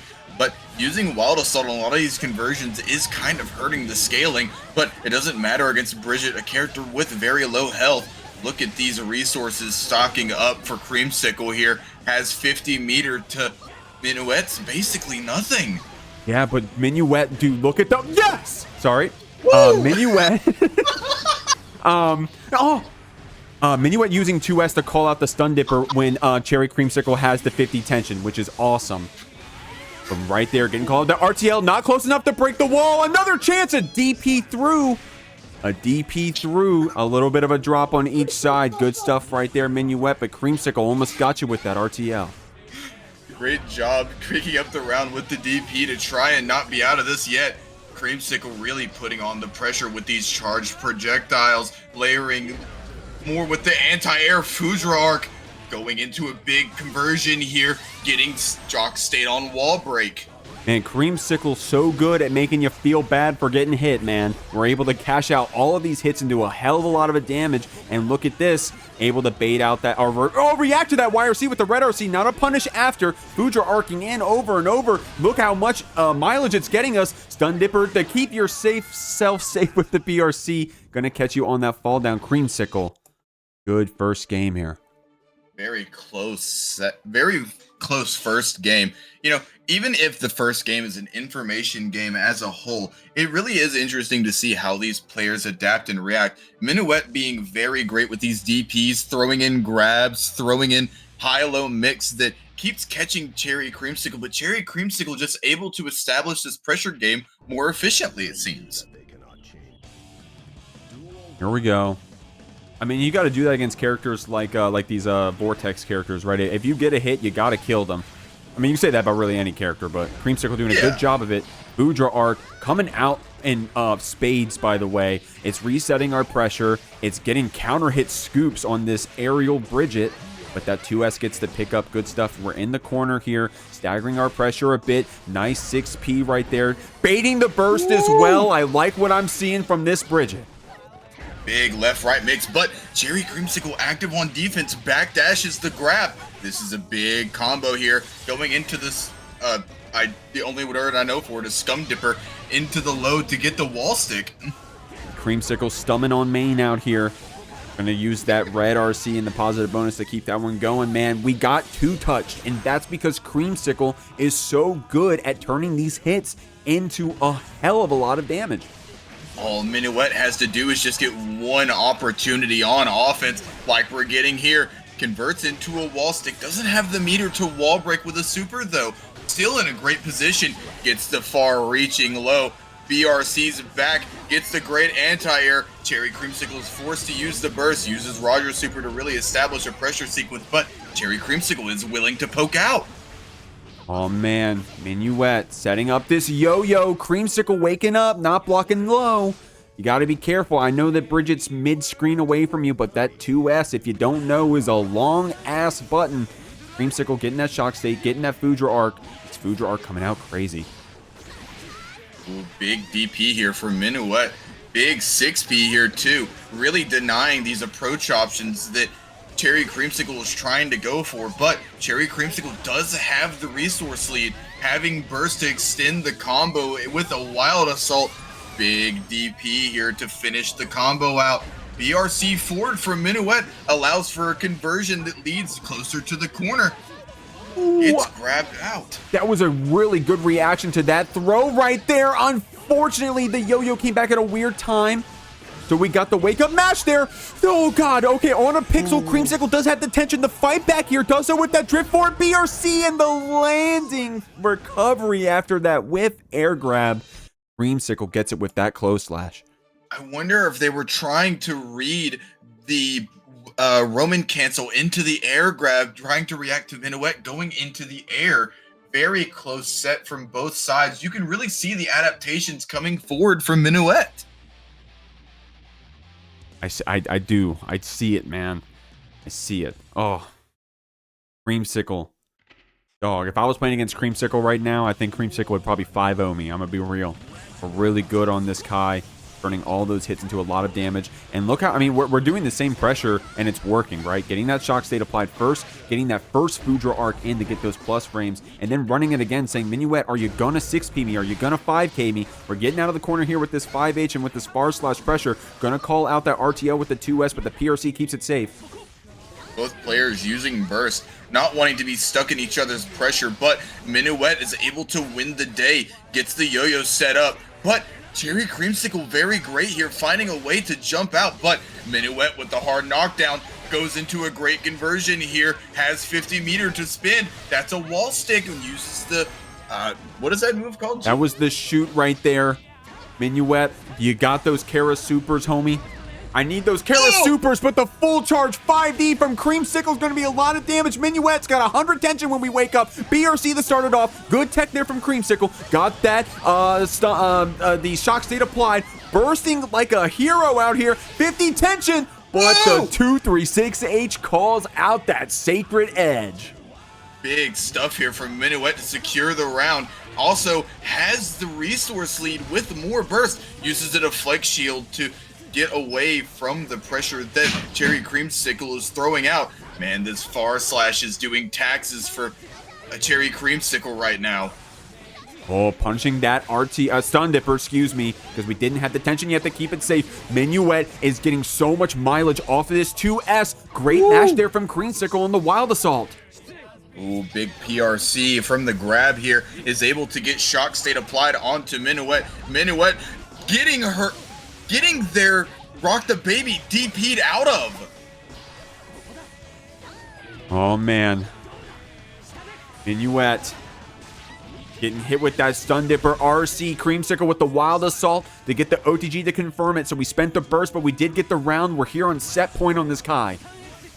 Very scary situation for Minuet, but they're not phased in the slightest. Gets a big knockdown here. We're going to go into a great conversion. Has 50 meter, but decides not to use it. Wants to save it for whatever comes next. BRC forward and gets the grab out of Creamsicle jumping in the air. Yeah, and that JS off the roll too. Creamsicle getting punished for finally blocking low on that 2S. Minuet calling out with that JS to start off this interaction. BRC the punish, the stun dipper, and we're getting a game on the board. Minuet, good answers, good adaptations.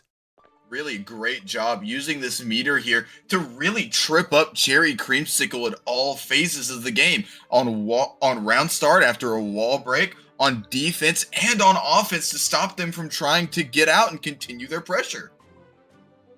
Oh, man. Oh, man. Okay. Here we go. $1,000 says the round start is going to be backdash from Creamsicle into S stun edge into Foudre Arc. Oh, we're laying out this big of a parlay. If this. Okay, never mind. All right, never mind. I didn't say nothing. I didn't say nothing. Okay, Minuet doing a really good job with that JK. That's the perfect jump normal for those situations to get the cross ups.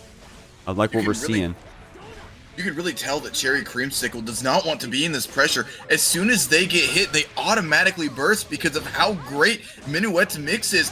Drops the combo off of the charged dust, though. Oh, man, Minuet so good at saying, hey, you gotta block this 2S, homie, or I'm just gonna run home with this reverse sweep 2S alone. 6P on that BRC slowdown, able to see the situation, throw in the mental stack. Minuet taking this first round.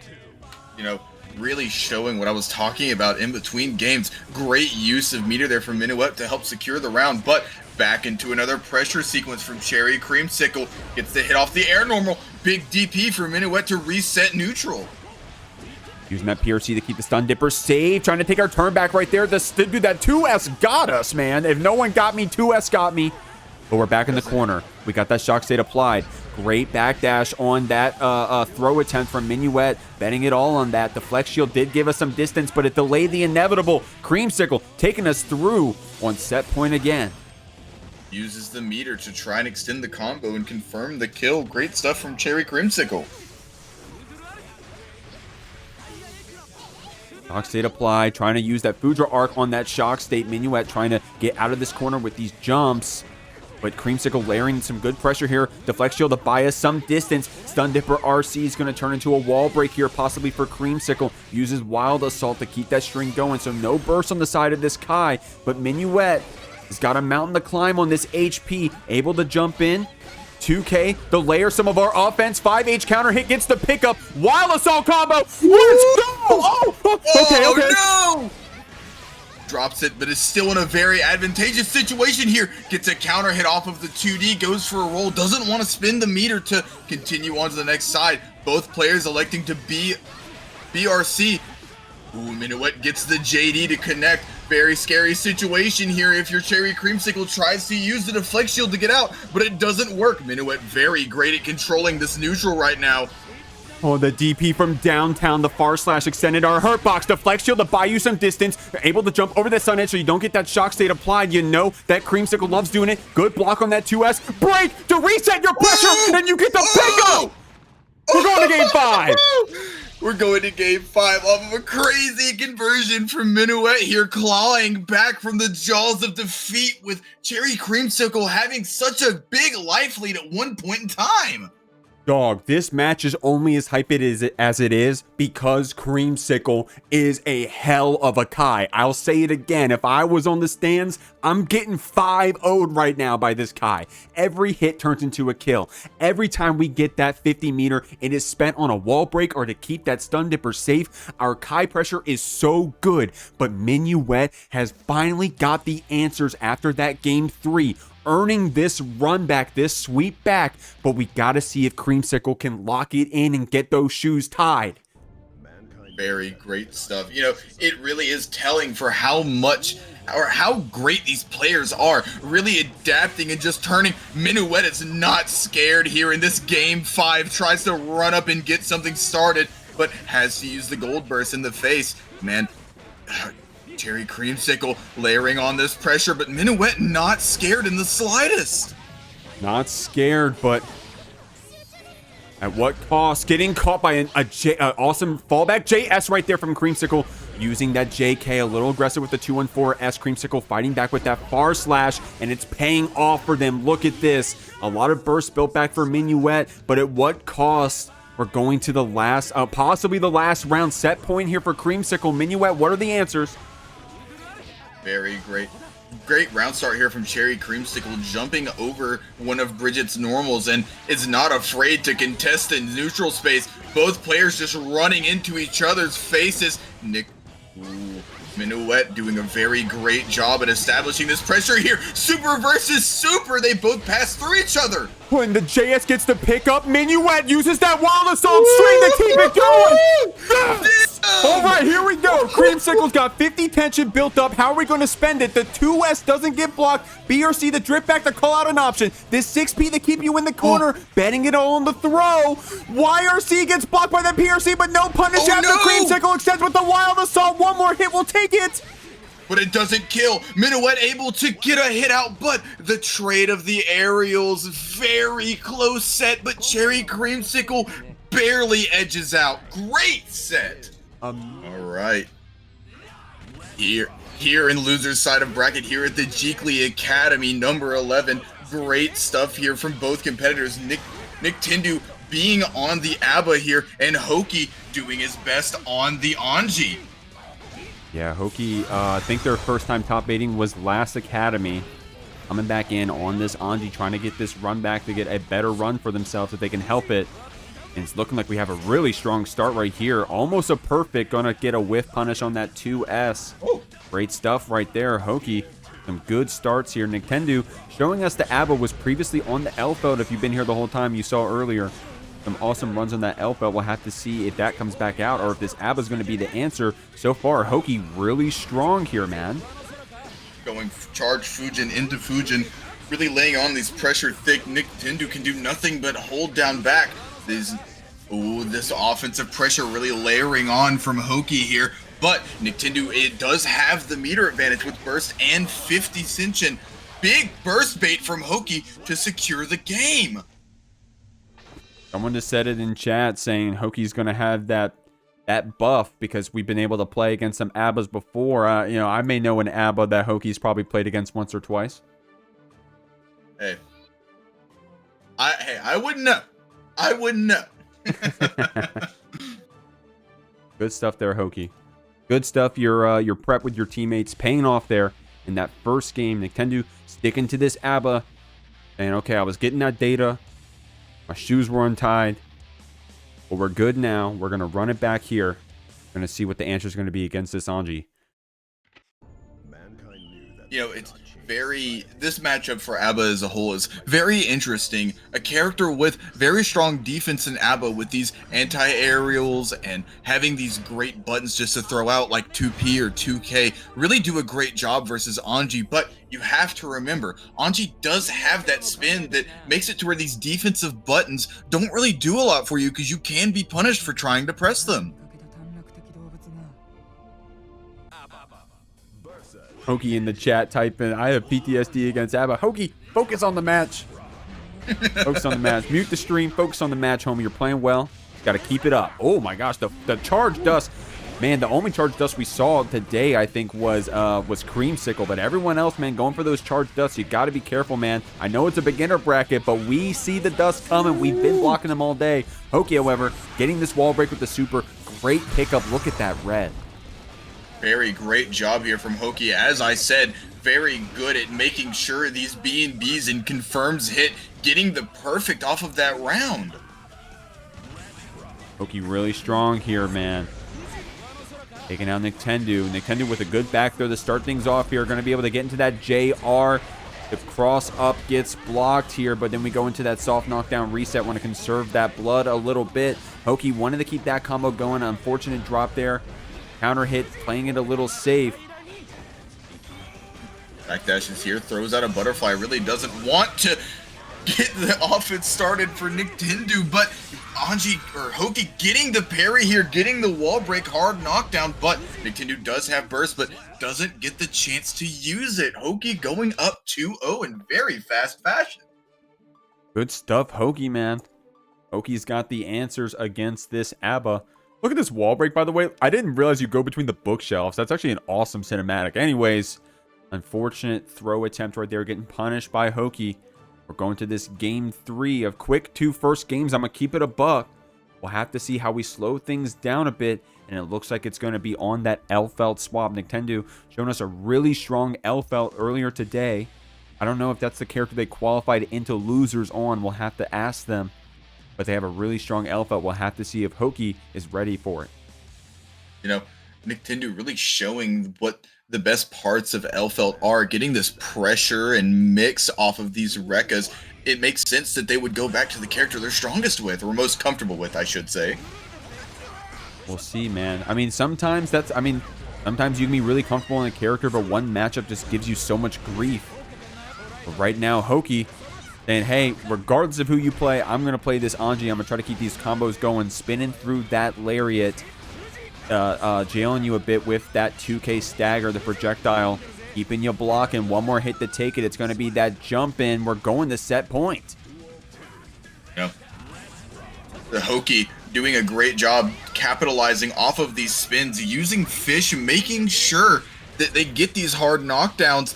Great mash here from Hoki off of the 2H into Rekka. Nictendoo not out of it yet, though. Getting the grab. Gets the parry, but it whiffs because of the bomb suit bomb putting him in the air. Oh, the same side gets us. There we go, man. That OTG on the 2H as well. This is the Nictendoo that we saw earlier today coming out. It's a little late in this set, but the comeback can happen. Hoki does have the burst here. We'll have to see if they even need to spend it. Doing the spin option in the air to catch out a jump. Oh, Nictendoo has Hoki in the corner. I'm expecting to see some insane mix here. Gets another OTG leading into a bomb chocolate. Oh no, has the 50 meter to spin on the wall break. Hoki's gonna be in a bad situation here. Oh, the Pineberry cross up gets us. Not able to wall splat in time, but a lot of damage. Hoki has a mountain to climb. It's going to start off with that YRC. Still back with these projectiles. Stun Dipper at home. But that 4-framer gets the punish. Nictendoo claps back on that Elphelt. Very great job on defense there from Nictendoo. Really not wanting to give Hoki this overhead low mix-up pressure that they've been running so far in this set. Great job by them to stay on defense, stay patient, and wait for Hoki to throw out an option they know they can punish. Ooh, okay. Ooh. Man, Ukyo, I don't know. My adrenaline got up high, and I'm starting to crash out here. These matches have been so insane, back to back to back to back. I can't imagine, playing them. I'm getting tired just watching them. Well, from how these sets are going, I would not be surprised if we get our adrenaline spiked multiple times in the continuation of this top 8. Yeah, I mean, these players have a lot of mental stamina, physical stamina in order to compete this long.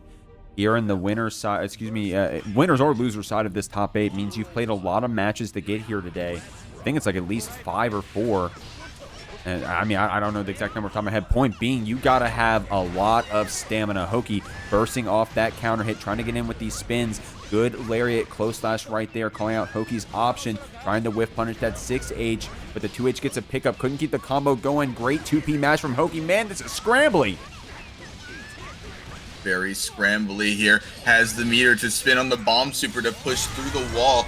Nictendoo setting Hoki up in this very bad mix situation. Gets the parry, but it ends up whiffing because the bomb puts them into the air. 2H off of the OTG sets up for the bomb that chips away at Hoki's life for the kill. Great stuff, man. Great stuff here. Getting some throws in as well. Overhead gets blocked. I like that 5P mash after Nictendoo. Getting rewarded for it. Cross up on that pine berry. Hoki with the burst, trying to get out of this pressure. Oh! Gets counter hit with the end of that parry super here. Very active on defense, backdashing, trying to let these not very active moves connect. Big extension from Hoki here onto the wall break. Doesn't kill, but allows them to get positive bonus and catch up with this meter lead that Nictendoo does have. Hoki getting the spin there on that lariat. Nictendoo getting really comfortable with that option. It's been a good answer for it. Counter hit JD off of that Pineberry. Hoki probably trying to answer back on that JD. Getting caught on that multi-hit overhead. Nictendoo's going to send you through the wall. The mix coming out from Nictendoo off of these wall breaks and off of these knockdowns is very scary. Oh, this damage and potential. Gets the burst bait. Hoki tries to use it as soon as they get it, but we're going to another game 5. Oh my lord, man. I was talking about that stamina. It's not just about the pure game. Sometimes it can be the stamina in the set. Now, of course, Nictendoo with this reverse sweep. That's on the brink, that is. I'm not calling it ahead of time. You know, it can be draining. So Hoki gotta wake up, splash some water on that face, say, hey, look, I already got 2 on the board. I just need to finish my meal. But Nictendoo gonna get in the way of that, gonna push you to the limit.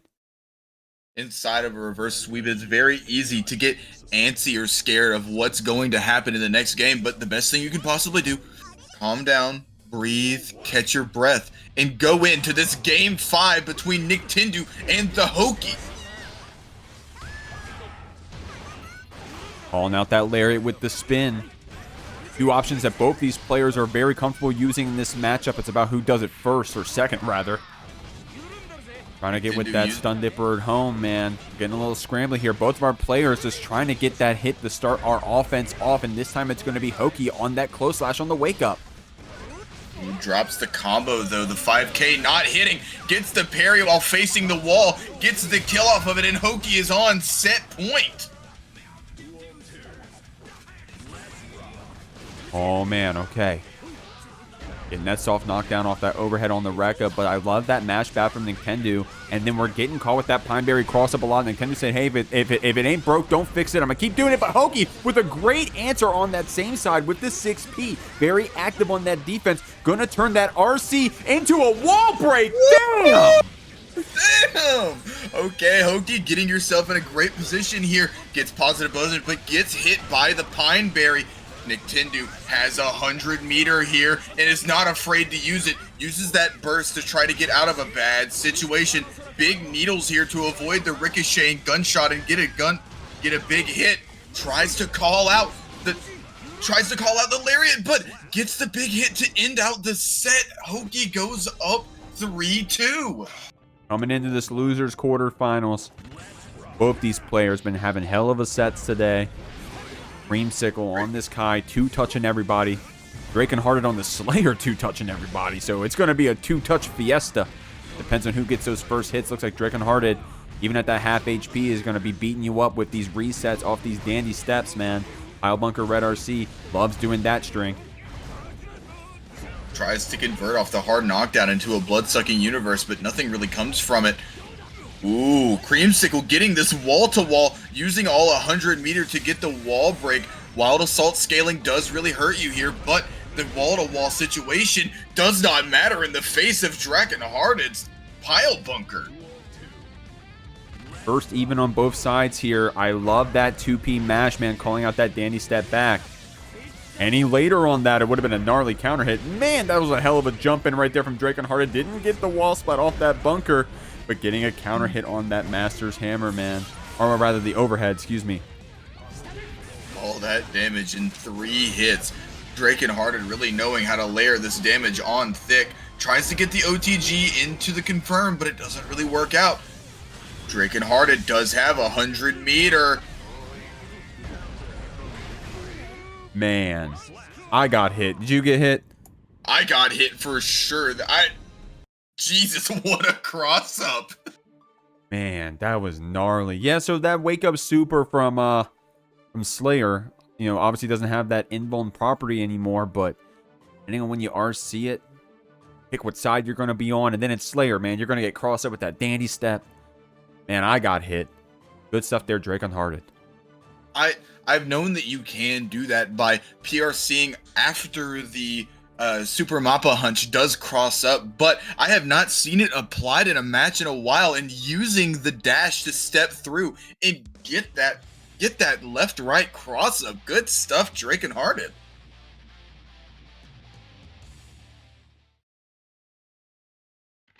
Like I said, both these players really good at doing those 2 touches. So maybe if creamsicle can navigate this neutral and get those touches first, may go in our favor. Calling out that Mappa Hunch with our 2P, taking our turn back. DrakonHearted trying to get really cheeky there with the 6K. Gets counter hit, wants to spend that burst to get out of the corner. Master's Hammer, counter hit, maybe went for a throw attempt, and we're going to get punished for it. DrakonHearted sending to the wall in that pile bunker. Look at this damage coming out from DrakonHearted. You know, creamsicle using the burst early because they do not want to get hit by this insane damage that DrakonHearted has been pumping out on this Slayer. Goes for the DP PRC, and it just side switches and leads to DrakonHearted taking the round. Oh, man. Okay, dude. Creamsicle's so brave with that run-up 2P. That's a really good call-out so far on DrakonHearted's round starts on these dandy steps. Thundipper is going to catch us right there. Didn't have the RC to keep it going. Stealing back that corner with the pile bunker. DrakonHearted using that Slayer to the full potential. Counter hit 2H, man.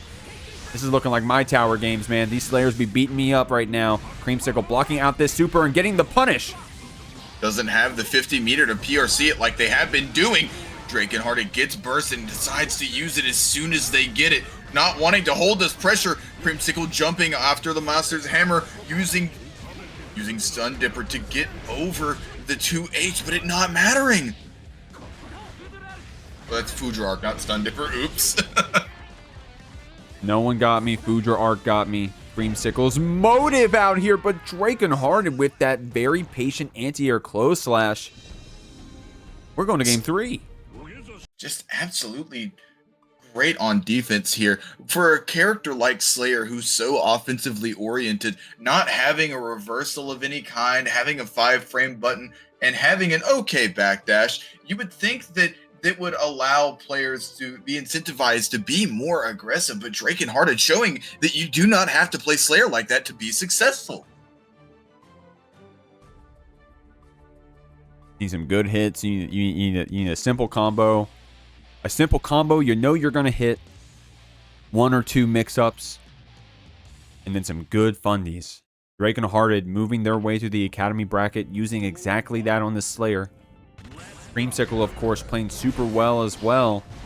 But we're getting limit tested out here by this Slayer. I said it earlier when DrakonHearted got knocked down the losers that it was going to be a hard time for whoever had to see them up here. Here it is for Creamsicle, fighting back, getting that burst from Drakon. Baiken and Creamsicle really not wanting to be stuck in each other's pressure, using the burst as soon as they get it. The Roman cancel being a different hit from the pile bunker and catching Creamsicle off ground, but look at this conversion. Yeah, that was a little bit of a swag hit right there with the JK for the wall splat, but we're getting crossed up with that step back and forth. DrakonHearted putting us on set point here. Creamsicle did just get their burst. We'll have to see if that pays off. Big burst advantage here. In a set like this, that burst really matters. Counter hit 2H. You cannot let the Slayer get that damage from these buttons. And Cherry Creamsicle doing a great job at calling out these dandy steps with 2P.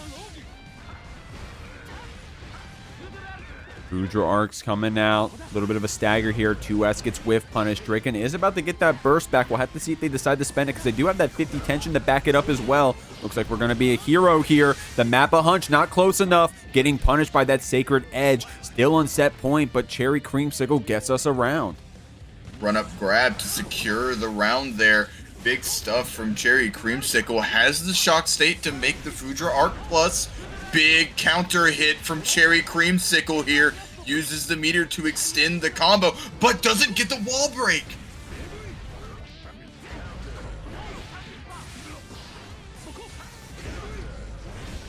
Big 2D here from DrakonHearted, really trying to turn the tides of this battle, but Cherry Creamsicle does have 50 tension, and they're very close in burst gauge.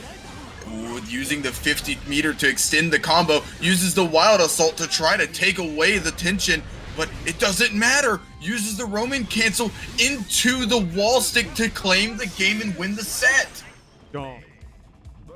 All right, here we go on this set. Waffle on the Mei and Hoki on the Anji, getting a big counter hit to start out the round using this anti-air from the Fujin. Gets the fish for hard knockdown, tries to set up the butterfly, but doesn't work out. Waffle able to backdash.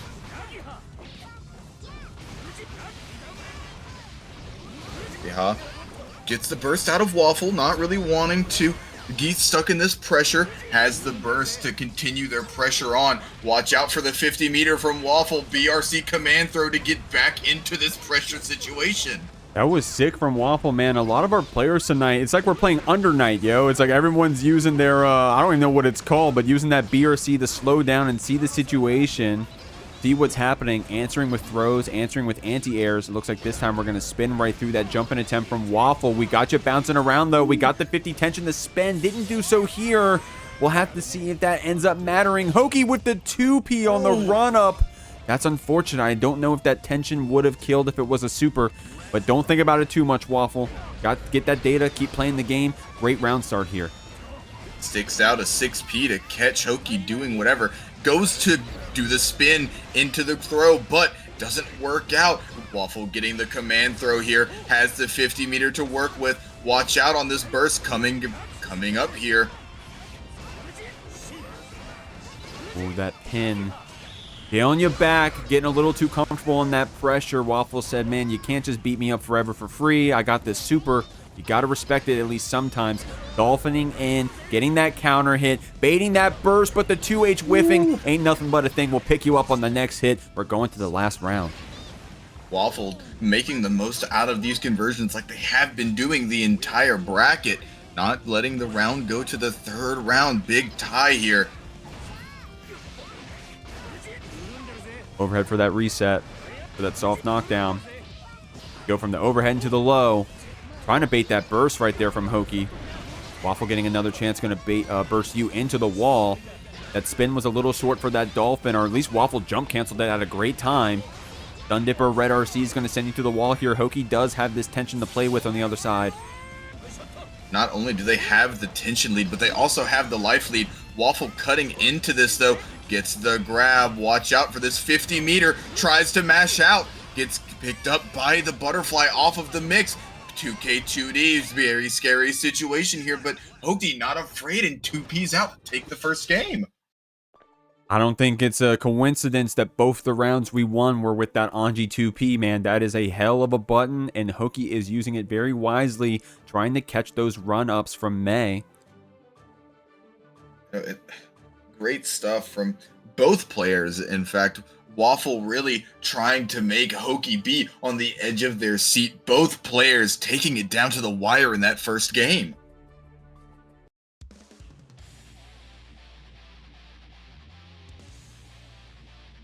Now, Hoki getting that first game.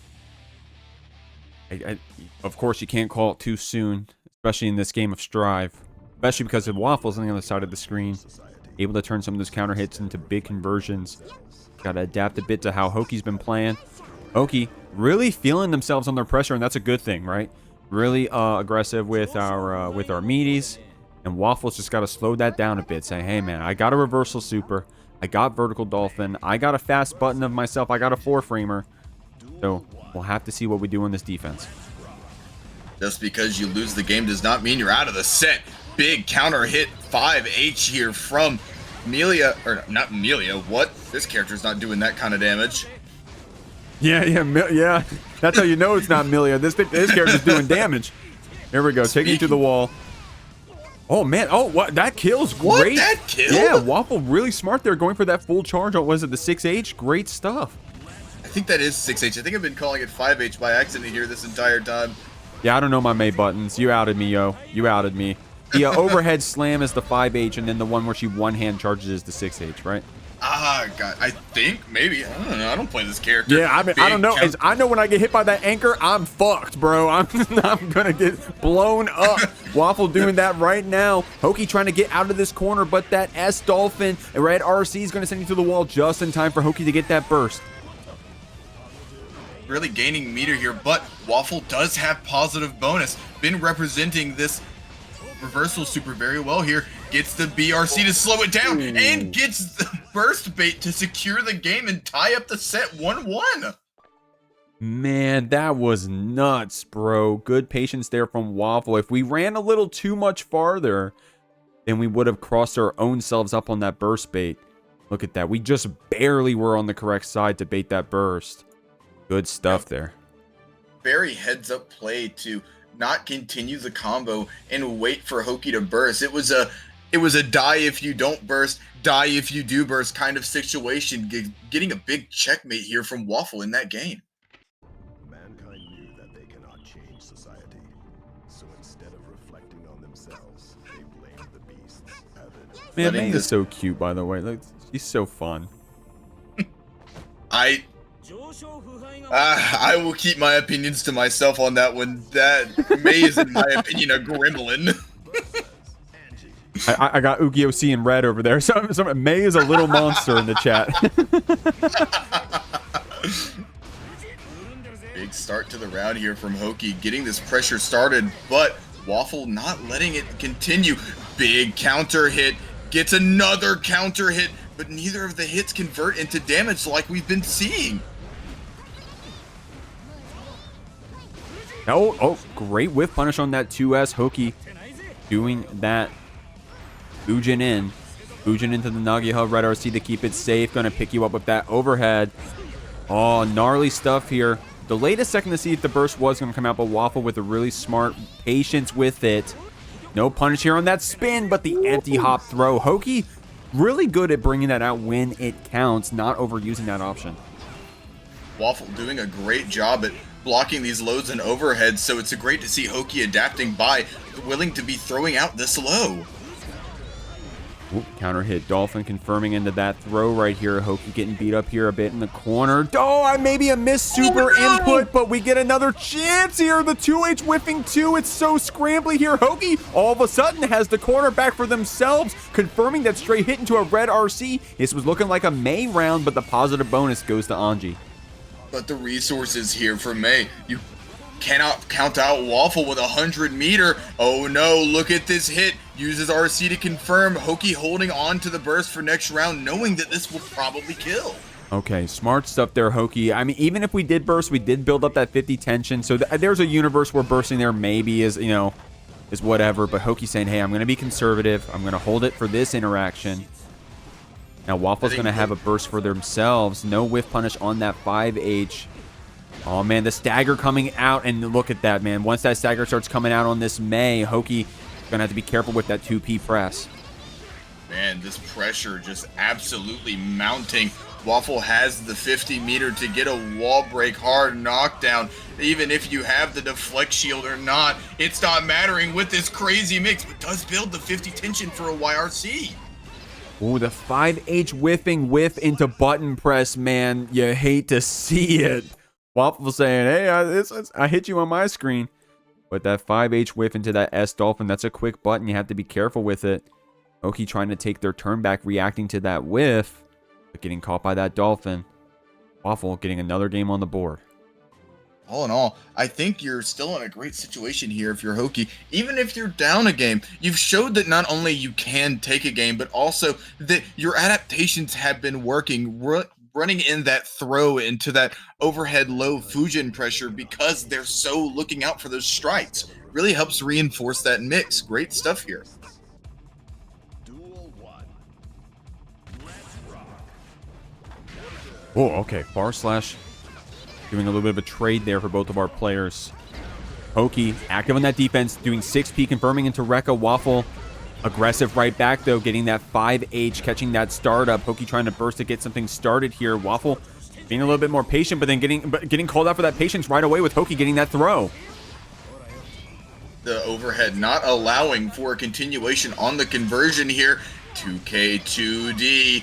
We're going to have Waffle go into a big conversion, has the 50 meter in a very scary situation here if you're Hoki. Hard knockdown, gets the jump, doesn't want Waffle to continue this round any longer, has the meter to convert into a situation that leads to a wall-to-wall, but Waffle still getting it to set point here. Great stuff right there. Waffle keeping it simple, stupid, you know. Using that BRC slowdown, saying, hey, I know you want to block me, so I'm going to get that throw instead. And they're rewarded with keeping their burst to this round to keep themselves safe past that counter hit. Calling out that Dolphin after the spin. Great stuff right there. Counter hit 2D to keep this combo going. Great conversion there from Hoki, looking like a Blaze Blue combo. Unfortunately, couldn't get the throw after. But the Red RC confirms it. Great BRC there to catch Waffle in anything that they were doing except blocking, making Hoki tie it up, starting the round off with a Fujin, going for the stagger pressure into grab, has the butterfly set up here, basically makes anything they want to do safe. The FD pushes Anji out, but a big counter hit from Waffle has to be bursted out here by Hoki. Oh, couldn't keep it going with that 5K, but we'll get you picked up again. Waffle does have that burst, has to spend it. Waffle does like using the wake up gold burst here. PRC to keep yourself safe, but Hoki said, hey, homie, I can throw you too. Don't worry about it. I know I got a fish, but I can throw you too. Man, using these options off of the spin, not just the fish, but also the grab and the close slash like they have been doing to punish these options that Waffle is going for. Really adapting and making sure that they still have a foot in this set, making it go to another game 5. Man. Man, we love to see some good gear, or at least I do. I love some good gear. I love some good gear too, man. I'm blessed to have Ukyo here on the mic with me. Been having fun so far, y'all. After this match, we're going to be moving on to that winner side of things. But until then, we're trying to keep moving up on this loser side. Hoki making Waffle work for it. Waffle making Hoki work for it. We've been limit testing back and forth all day between all of our competitors, all of these matchups, and it's been a treat to watch. Starting back on being patient here from Waffle, really getting hit with all this mix that keeps getting thrown out, gets hit with the low, and Hoki confirms it, doesn't decide to spin the meter though. And that S Dolphin going to counter hit and confirm into this throw. I like that. Close touch. OTG betted all on throw. Red RC trying to call out a burst here, but Waffle is really patient with it, and in fact may end up holding it throughout the rest of this match. Oh, no. Great job with that super, calling out the spin. I didn't realize it would get a punish like that. Hoki spending this burst, trying to calm things down. Really going scramble mode here, but bidding a big hit from Waffle here, gets the 6K to really set home, uses fish to get the hard knockdown, and Hoki goes on set point. Okay, here we go. Waffle holding on to that burst. We'll have to see if it pays off for them here. Hoki got you in the soft knockdown with these overheads. That jump back that Hoki's been doing, finally getting blocked here by Waffle. Great adaptation. Fish is going to take you back out here. Oh, drops the combo, maybe going for a burst bait here, but still is in a great situation in neutral. This mix is not working on Hoki, really layering on this pressure, but Waffle is able to get a stray hit, converting into pressure in the corner. Gets a close slash, has the meter to confirm, but decides not to use it. BRC to keep yourself in the face of Waffle. Great throw on that empty hop throw attempt from Hoki. Nice adaptation there. The 5H counter hits Wild Assault to keep the string going. S Dolphin, Red RC, OTG with 2H, and we're going to the last round, bro. Big stuff from Waffle there. Really confirming the neutral, but Hoki starting off well here, getting to go into the corner, trying to spin in neutral, but getting counter hit. This is going to go into the corner. This is a scary situation if your Hoki has to use the burst. Hoki spending that burst, trades from both of our players here on that landing, but the butterfly picks you up. Great patience there from Waffle, waiting there for a second before we spend our dolphin. Hoki trying to spin in, 3K missing, but the PRC turns into a throw. Couldn't keep it going with the 5H FD to keep yourself back. Nagiha picks up, we got the stun dipper at home. Overhead for that soft knockdown, 2S counter hit, Red RC, okay! If the wall thing is the burst, he takes the set! Oh my god! These are finally getting a break here after all those crazy game 5s. Been having to watch all these other crazy game 5s happening down here on the loser side, but we're back onto the winner side. Soprodium on this Anji, steezered on this Sin. Both of these players haven't dropped a set yet, making their way through the academy bracket, looking to graduate. We got some strong play. We'll have to see who's going to go down to that loser side because only one can move on. Soprodium trying to get this record pressure established. Steezer going to pick you up into this combo. YRC keeping yourself safe. But sadly drops, allowing for Soprodium to get on the offense, but gets thrown out of their situation. But Steezer does not have the stamina here to convert. Great reaction to the jump into throw there. Overhead Red RC. Low slash to scoop you back down. Canceling that Hawk Baker into the kill. Steezer with some cool routing taking this first round. Soprodium getting the bearings here, using this set, using this first game for information. Ooh, big counter hit from Steezer going to the corner. Soprodium has to use the burst to not get put in a bad situation, but all for naught. Steezer gets another conversion. And we got some stamina on the back pocket too. We spent it right there with that neutral skip. Going to build up that tension. Soprodium with the good check on it is going to confirm into their super of their own. Look at the damage, man. Steezer with that Hawk Baker said, I don't know what a meaty is, homie, but I got a DP. I'm trying to get out of this corner. PRC to block that fish, and a great tech on that empty hop throw. Both times that Soprodium has represented this hop, it just has not worked. But it's just, I think Steezer has a good read on this pressure that Soprodium is trying to do, and it leads to them taking the game. Great stuff right there. I loved what Soprodium showed us there at the end on that pressure with that 2P mash. Steezer tried to come in and get that chip hit, but you gotta, if you're playing Anji, bro, you gotta use 2P just like Soprodium did right there to get out of that corner. But Steezer answering back was, it was a JS, JH. I don't know my sin buttons, but it worked right there. Yeah.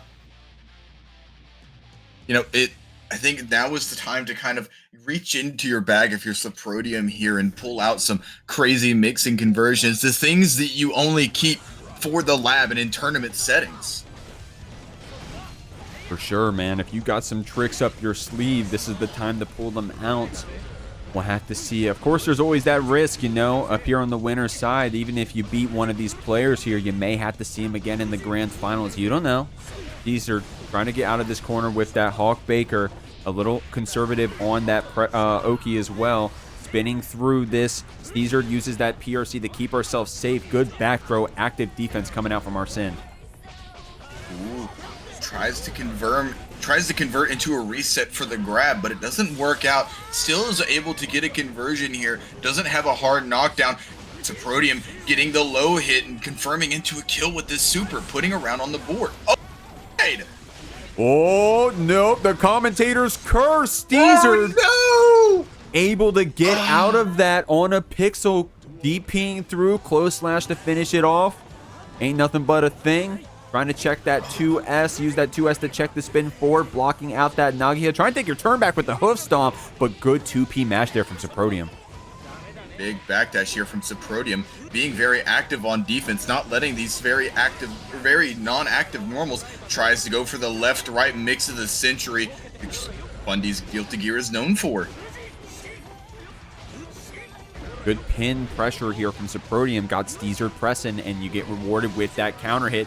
Look at that damage. No, Steezer the hero out here, but getting spun right through Soprodium, getting the round and the burst.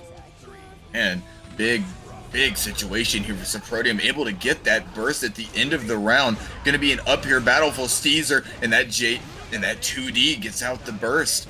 Big stuff. Big mix situation here. Goes for the needles to keep themselves plus and extend pressure, but steezered not having it. Oh my gosh, and I like this stamina pressure. We're in your face, able to get a counter hit, close slash. This routing is really cool. This pressure from steezered is insane. Gonna send you through the wall with that hard knockdown. Wake up, BRC. It's that chain shift, man. That chain shift coming out here from Soprodium. I thought it was called change shift, but I didn't want to say it and be wrong. Big stuff here from Soprodium. It's gonna spin through the super if he didn't press an option. Doesn't get the confirmed kill off of the super from steezered here. Oh no, has the 50 meter to extend and takes the game. steezered was playing with the, what's the analogy I'm looking for? You were on a thin line there, bursting in that one round. Soprodium was able to take you out and take your burst. But calming things down a bit, steezered able to come out on top this game. Got 2 on the board here against this Anji, but we see the answers. We just got to manifest it into round wins. I think Soprodium may be confident here. Just go straight back onto that podium and queues up for another match. Either they have something ready to go versus steezered, or they're just trying their best to figure it out as the game progresses. Well, these spins are definitely working a hell of a lot so far. steezered only able to navigate away from them when we had the PRC. This time using it as an anti-DP tool. I like what Soprodium is doing with this spin, man, saying, hey, you gotta respect the fact that I got this spin the same way I gotta respect the fact you got that Hawk Baker. Parry super coming out though. Soprodium getting out of the corner. Really punishing steezered here for mashing inside of neutral and on pressure, but the second hit of the DP hits. This is a counter hit for Soprodium. Doesn't have the burst, but steezered doesn't have the stamina to convert into a combo, and Soprodium puts a round up on the board. Soprodium with that round lead start. steezered does have this burst already in the back pocket if we need to spend it. Soprodium was trying to bait it right there. I think an early burst bait. steezered spending this stamina. Hawk Baker, Beak Driver rather, getting you in the corner. Fall down, jump normal, gets a punish. Soprodium trying to get something started, but steezered suffocating you, bro. Supering you through the wall, this hard knockdown, and calling out the parry, but goddamn, that super is active. 30 frames of activeness. steezered trying to press here on Soprodium's approach, but Soprodium running up and being patient. Gets the low, but look at this meter advantage here from steezered. Tries to use his burst here to not want to give up the round so soon.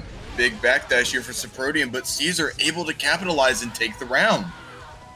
Going to set point on the ever-growing wild boy out here. steezered saying, can I finally just win 3-0? Been winning 3-2 all day today, so can I finally get a 3-0? Soprodium, what are you going to do about that, homie? Great Anji play so far, but this 6P on that empty spin in. Good 2P mash to get out of the corner, but the Hawk Baker going to fight you back. No stamina, though. Oh, no. steezered really being patient, waiting for Soprodium to scramble a neutral. Soprodium's trying to represent options that punish mashing, but in themselves, they are mashing, and gets the kill from the 6P. steezered wins 3-0. They punched their ticket to Grands. We got a heater here coming out from Hoki and Slayer Troop. Losers semifinals here at the Jeekly Academy, number 11, trying to punch their ticket for an opportunity to get to Grands. DrakonHearted here on this Slayer. Shout out to Slayer Troop. Playing a few characters out here. DrakonHearted coming in on this. Fuck, I almost just did it too, Ukyo. Goddamn. Ukyo, I did it too, homie. My bad. It happens to the best of us. Can't be perfect all the time, just most of the time. Well, here we go. Both of our players with a hell of a heater match so far, man. Was that a same side pile bunker? I thought that was going to be a cross up. What was that? It was. I think it was a same side pile bunker. I'm not sure how it happened exactly, but Hoki shaking it off, starting this pressure off. Very high, low, heavy, trying to get in here, but DrakonHearted getting punished from this meaty with the parry. Big corner carry here, but they do have the tension lead, and Hoki will spin straight through it. Counter hit close slash on that wake up. DrakonHearted getting really comfortable there pressing buttons. Hoki said, hey, you got to slow it down a bit. Going into this last round, the burst is basically even. Trying to jump in here. DrakonHearted with a map of hunch to call you out. Nagiha gets a pickup here. Soft knockdown for this jump in as well. Empty hop throw. Good stuff here from Hoki. Going to throw early, throw often here against this Slayer. Red RC. You're able to see the burst has been spent. Sending you through the walls. Looking good for Anji. Doesn't have burst just yet, but has this health to really capitalize off of it. DrakonHearted, very patient here. Gets the pile bunker. Hoki elects to use the YRC to not have to deal with this cross up and gets the throw to secure game 1. Good stuff from the Hoekster right there, man. But DrakonHearted playing strong in one of those first rounds here. Showing us what they love to do, man. It's that far slash 2H pile bunker. And yeah, I mean, good stuff on that YRC there from Hoki. We'll have to see if that is an option that gets called out later. Because I know you can get kind of comfortable with that kind of stuff, especially if it keeps working a lot. But I'll have to see if there's going to be an answer. Real quick, thank you for that raid. Appreciate you. Strelitzia Flower. That's a hell of a name. Strelitzia Flower. That sounds sick. Thank you for that raid, homie. We got to give you a shout out. Thank you very much. Hoki very, very active on round start. Doesn't want to be patient in the slightest, going on for these mashing attempts, and DrakonHearted really is taking advantage of it. The resources are very down here for Hoki. Gets the hard knockdown off the wall break. Let's see what they do here. There you go, trying to get that overhead, but Hoki buying themselves some distance with that FD block. DrakonHearted spending that YRC, catching on the 2H, didn't keep that combo going. Hoki gets another chance here. Gonna parry off that meaty. Said, I don't know what a meaty is. I got 50 tension. Goes for the spin to get back in on neutral. Gets the throw, sets up the butterfly, but it doesn't hit meaty here. Blocks the burst bait. Not only does it get the round, but they set themselves up in a great position, getting the burst near the end. Man, Hoki's so crazy with that burst bait, man. Great stuff. Now, something that's a little unfortunate about this matchup is that that streak about a new character winning the academy or knocking off one of the characters here, you know, regardless of who wins. You just got to pick your favorite player. You can't root on your characters out here. DrakonHearted trying to get out of this corner. One good interaction will do it. Using needles there to keep themselves safe and punish DrakonHearted for mashing. Secures the game for Hoki. Hoki goes up 2-0 in a very great fashion. Now, DrakonHearted has showed us all day today how confident they are to get out of that corner and actually pile bunker you back into the wall. Was probably looking for a chance to do that here. But Hoki layering this pressure, staggering it out. Great stuff. Got to see what answers DrakonHearted's going to have, man. You know, very great stuff here. Incorporating more than just Fujin high-low and throws pressure. Also doing delay close slash pressure and getting in these frame traps and throws. Great stuff here from Hoki.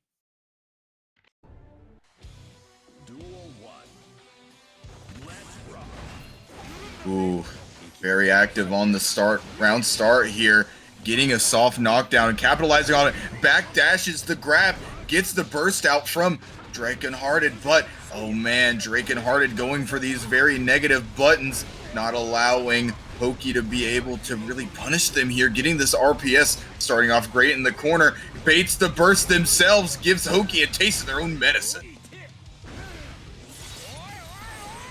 And you through 2H getting spun through. Good answer here. We know DrakonHearted loves using that 2H and catching people all day. Wake up super, no invuln, but it gets you out of the corner. Good punish here from Hoki with that. Was it the 5H or the far slash? I didn't catch it in time, but doesn't matter. Tries to pick you up with that 2K link. One more hit will do it, but it's Slayer. That means we can have a chance, man. These Slayer rounds, you can never count them out. But finally catches on that low. Hoki goes to set point. Both players here have at a great point in their burst, but DrakonHearted at a great spot has to use the burst there because Hoki does have these confirms down. Jumping over the Master's Hammer, gets a reverse in the corner, 2 counter hits in a row. Hoki's gonna get a big conversion off of this, uses the JD to break the wall, has positive bonus and 50 meter already, but don't count DrakonHearted out. It's the counter hit 2H, and we're back into the corner for DrakonHearted. Back into the corner, 2H counter hit. Hoki, a hero out here with that burst. Stun Dipper at home. Gets the red RC, but couldn't keep the string going. Didn't get the whip punish on that far side spot, but did get that follow-up hit. DrakonHearted with that pile bunker. Red RC still on set point for Hoki, but gets around on the board. Really starting to come back here. Hoki's not giving up yet, but DrakonHearted is still saying, hey, I am Slayer. I still have a chance. When to keep that one going with that 5K. Getting the wall splat. That means DrakonHearted gets this burst back. Supering through. Wow, that's a ballsy call out right there. It does hit the 2 and it kills. Oh my god. What a heads up play from Hoki there. Using the super, still getting hit by the 2H, but finding a way to kill and not letting DrakonHearted get a chance to come back with that burst. The chat order is so funny. Someone goes GOAT, and then Seawar goes, I hate this guy. All right, y'all. Here in losers finals, Hoki on this green, Anji, Sopro on this blue, Anji. If either player wins this, that puts the chance of keeping the streak alive. Steezer sitting on the Sin and Grand Finals, watching this set, studying the Anji matchup. And it doesn't matter who wins, as long as you're praying against, as long as you know how to beat Anji, you'll be okay. We'll see who gets to that point, though. Sopro with a good mash to get out of this corner. Sopro using this this meter to confirm it into a big mix situation. Hoki gets caught mashing on that wake up situation and lets Soprodium take the first round. After a good start from Hoki too, but Soprodium answering back. Now I wonder how this matchup works with that spin, man. I wonder how these Anji mirrors manifest. You end up, man, this spin move actually is kind of busted, huh? When I gotta play against it. Red RC is going to confirm into a wall break here for Hoki. Unfortunately, too high to get another JD hit, and then the wake up parry from Sopro and the scramble pays off. I think that they did it as soon as they got onto the ground, and the active frames let it just stay out to where Hoki got hit by it. But answering right back, Hoki said, oh, I forgot I had that move, homie. Let me show you right back what it looks like going to this last round. Of course, Hoki does have that burst advantage. Hoki using spin on round start, really giving Soprodium a taste of what they've been dishing out. Gets the soft knockdown here. Jump back JS, I believe, to try and get that mix opportunity. Has the 50 meter to get the knockdown. And wall break gets positive bonus, but Soprodium does still have burst. Oh, and there it was on the gold burst. You got to be aggressive with it sometimes. I like that PRC, keeping yourself safe to the fish. But Hoki gets that next pickup, turns it into a perfect, strong start for this Anji. Like the color they wear in game, staying cool as mint, even after losing that first round. Man, shout out to some of these follows, by the way. We got Kitty with that follow. We got Person in here. What's going on? We got some Anji players watching this match. You came in just in time. Green FGC. We got Crowny. Isn't Crowny a Bridget player? What's going on, Crowny? Hungry Badger. Yes, N316. Thank you all for those follows. Crowny is a Bridget player. Very strong, in fact.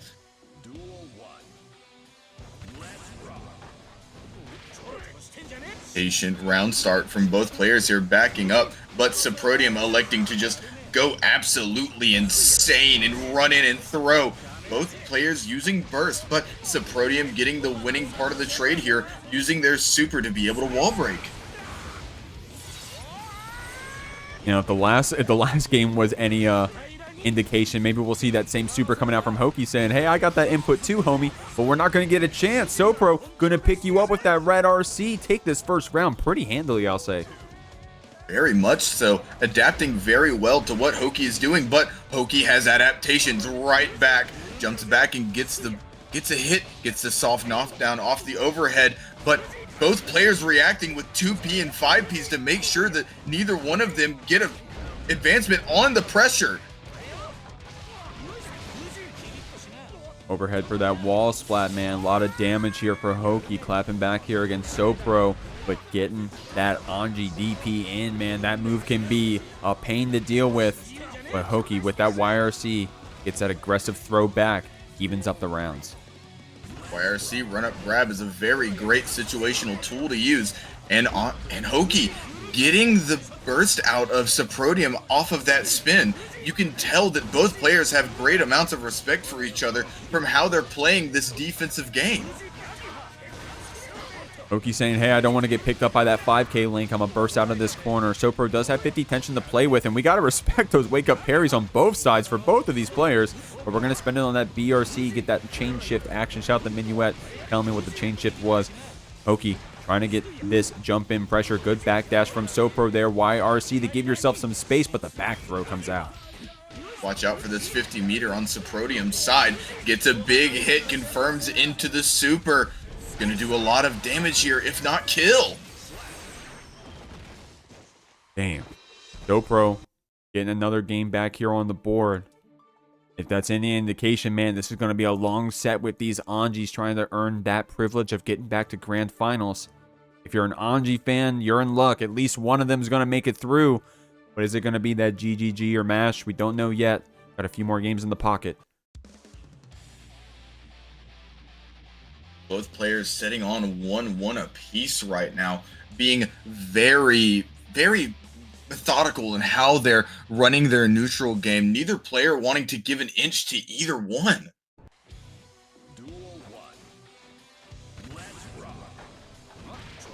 There you go. Deep throw on that spin overhead. Definitely wanted to keep that going with that projectile, but we'll take that damage regardless. And that burst from Hoki. Nice 2P press on that Nagiha. Empty hop throw in from Hoki here. Pressure coming on Sopro, but we're really patient still, right? Like with that down back, waiting to spend our resources, and it pays off. We get that burst to get out of the corner. I believe it was just try and bait out parry here. Big backdash here on the jump in. Has 50 meter to extend the combo, but drops.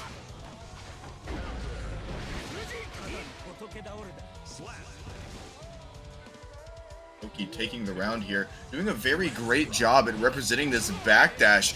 Goes spin into fish, gets the hard knockdown.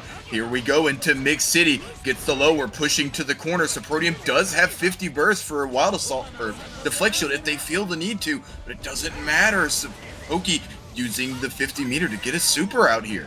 Yeah, at this point. Oh, no, there you go. They heard you. Deflect shield coming out. Hoki couldn't keep that string going. Fish through the spin is going to pay off. This time getting the throw on that parry. Yeah, I like playing it safe instead of trying to get a hit in because that active-ass super, bro. Looks like we get the spin first from Hoki, or at least the Fujin first. Another great 2P mash from Sopro. They're really good at using that active button. Very active on defense as a whole. Hoki uses the burst, not wanting to give an inch to Soprodium, but Soprodium uses the spin, gets a hard knockdown off of that fish. Hoki punishes with 2P. So does Soprodium, punishing again with 2P. Uses the fuzzy jump to get out of the situation, and 2P Soprodium on the approach, not giving them a chance to use burst. If no one got me, 2P got me. For both of our players, that is.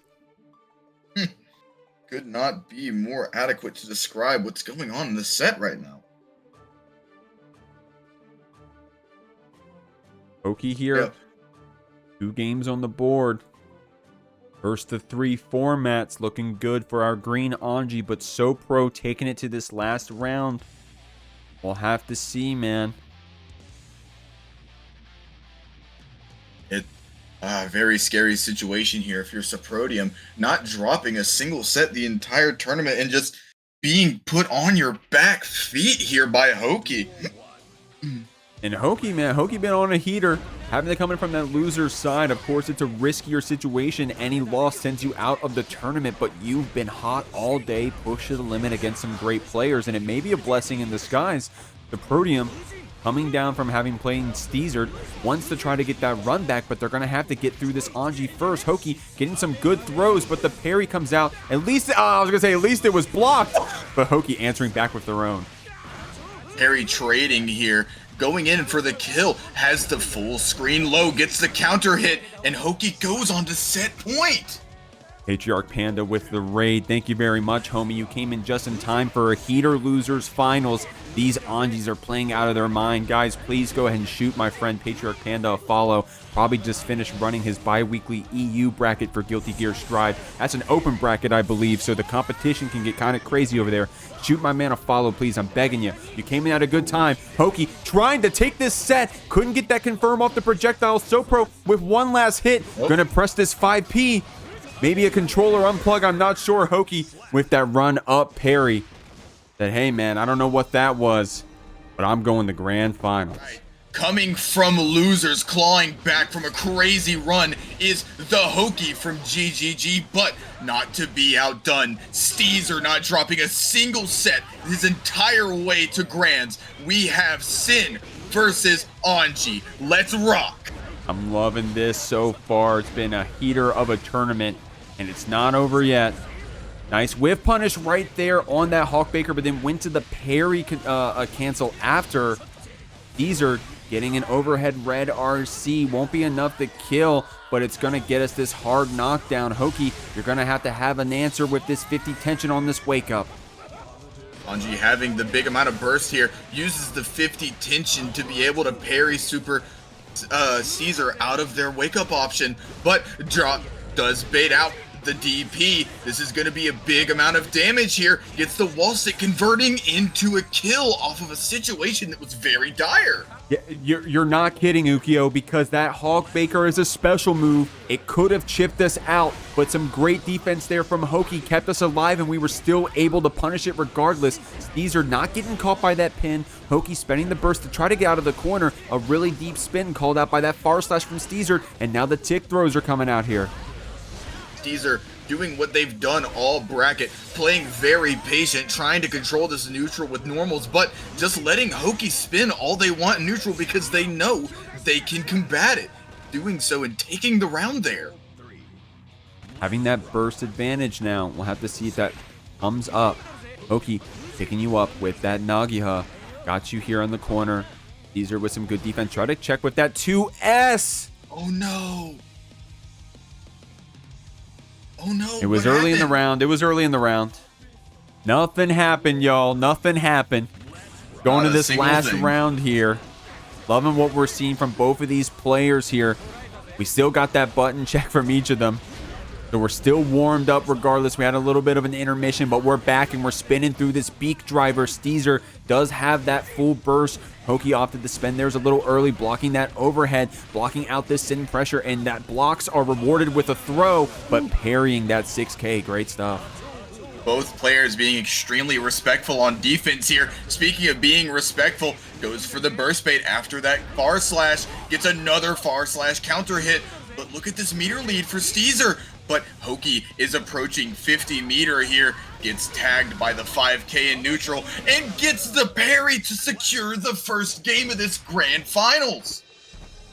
Getting that first game with zero technical issues. Hoki with that parry. Man, the Nagia from downtown, by the way. Wanted to keep that one going. But just getting that tension just in time, by the way. Hoki heads up to where their meter was, ready to spend that super when it counted.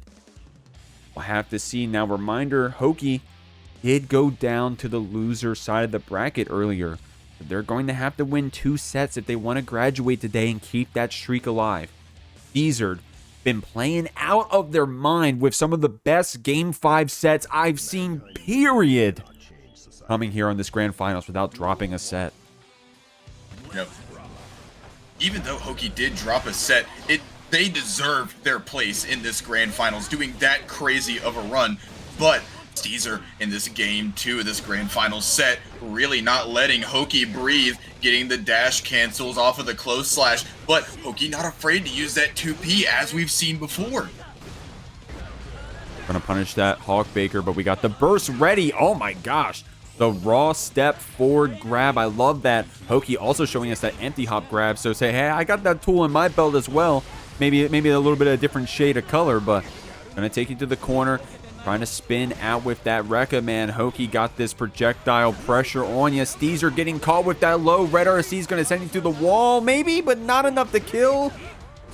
Blocks the overhead. Hoki has to resort to blocking here, but in a very scary situation, Steezer capitalizing off of it and taking the round.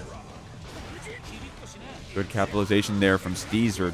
Hoki getting that burst just in time, wants to spend it to get out of that sequence. But that anti-air close slash scooping you down. Steezer goes for the overhead. Tried to keep that string going with stamina. But Hoki gets you in that soft knockdown with their overhead of their own. Blue Nagiha follow-up. Going to use that red RC. It's getting a little scrambling, man. I'm not going to lie to you. The combos are dropping, but we're staying violent. We're staying active. And then we're getting that stack high. So things like that empty hop throw work. And man, what a cool answer that DP. Great answer there for Hoki. Steezer does have the burst lead going into this game. The DP, going into this round, but the DP does not work. Uses the air follow-up off of the spin to really establish their pressure here. Gets the counter hit DP, but doesn't amount to anything. Has full burst and stamina, but Hoki does have the tension lead here. Let's see how they use it. Oh, there you go. Hoki loves using that parry super, saying, Steezer, if you don't have an answer, I'm going to keep using it, but that jump in counter hit's going to take you to the wall with that stamina cancel. Good link into the 5K from Steezer, canceling into that sweet spot hit of the Tyrant Barrel 2. Hard knockdown. Hoki does have some burst to play with. Very scary here for Hoki. Does force the tension out of Steezer by blocking the overhead, but Steezer able to go in and get that grab and convert into a game, tying up this grand set 1-1. Steezer, of course, got iced a little bit. I'm just going to keep it a buck on that disconnect we had a minute ago. So finally able here to get warmed up, get that footing. We love that raw step grab, by the way. Paying dividends out here. In grands, it must be a very, very scary situation for both these players. I have been in grands myself a couple of times, and I know these nerves can shake a player to their core. The resilience from both Steezer and Hoki to keep going and keep these combos up is insane right now. Two men bound by the law. Shout out to Snoop Troop in the chat. I had to call that one out. 6P from here from Steezer going to that overhead. Hoki wants to spend that burst to get out of that corner. This projectile is going to jail you back a bit. Overhead gets blocked. Great defense there from Steezer. It's hard to tell if they're reacting or if they're just guessing correctly every single time. I do know it is reactable, so I would not be surprised. Man, dog, they say it's reactable, bro, but go look at Evo. Go look at Ooey Gooey Chewy Snickers. See how many times people block that overhead, bro.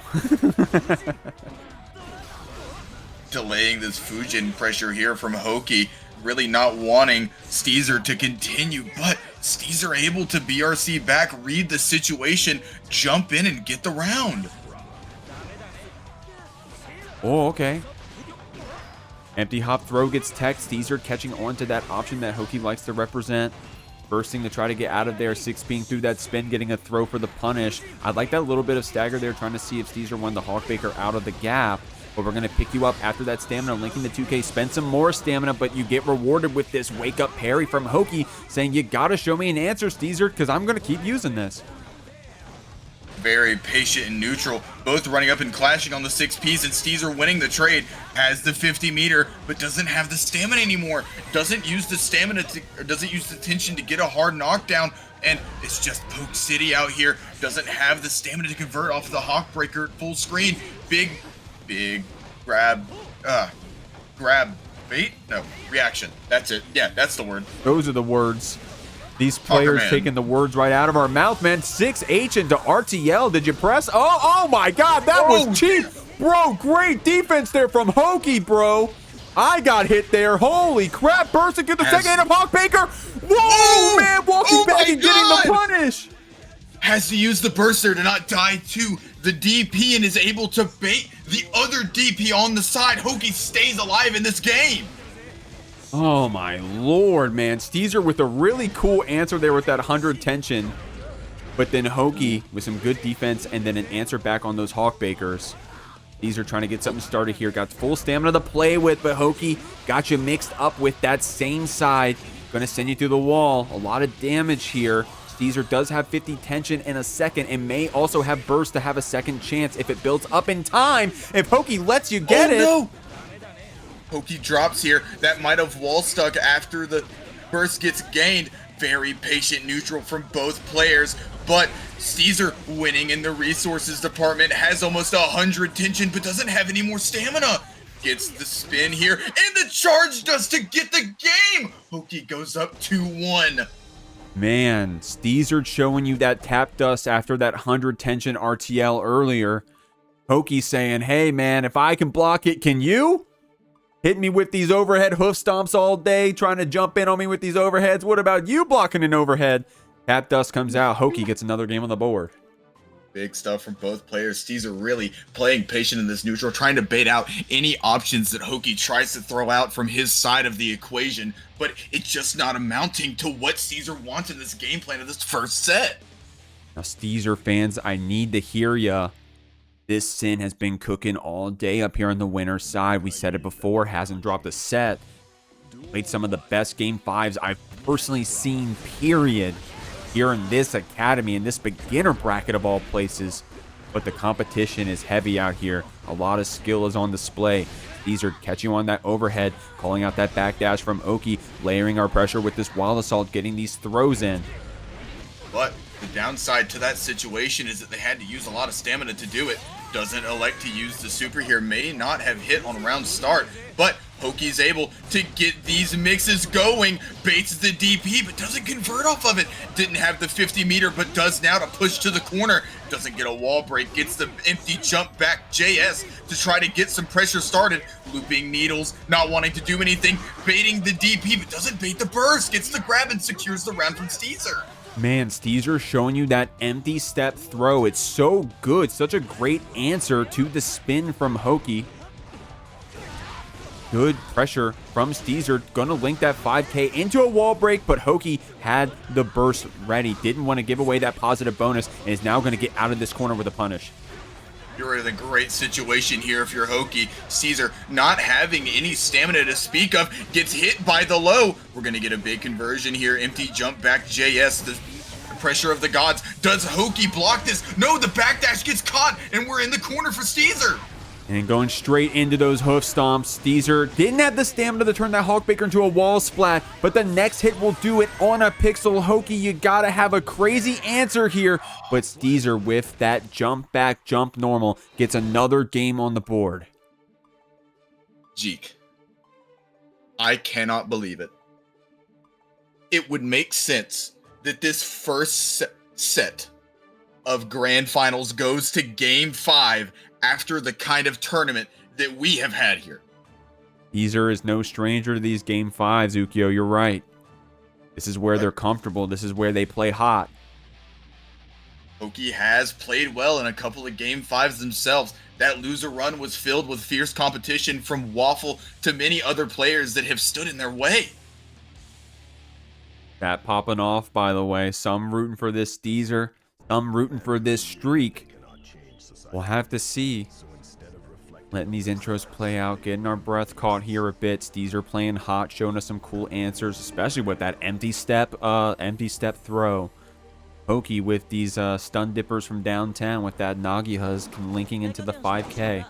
A lot of great choices from both of our players. A lot of great play on display. Man, it couldn't be more fitting than this.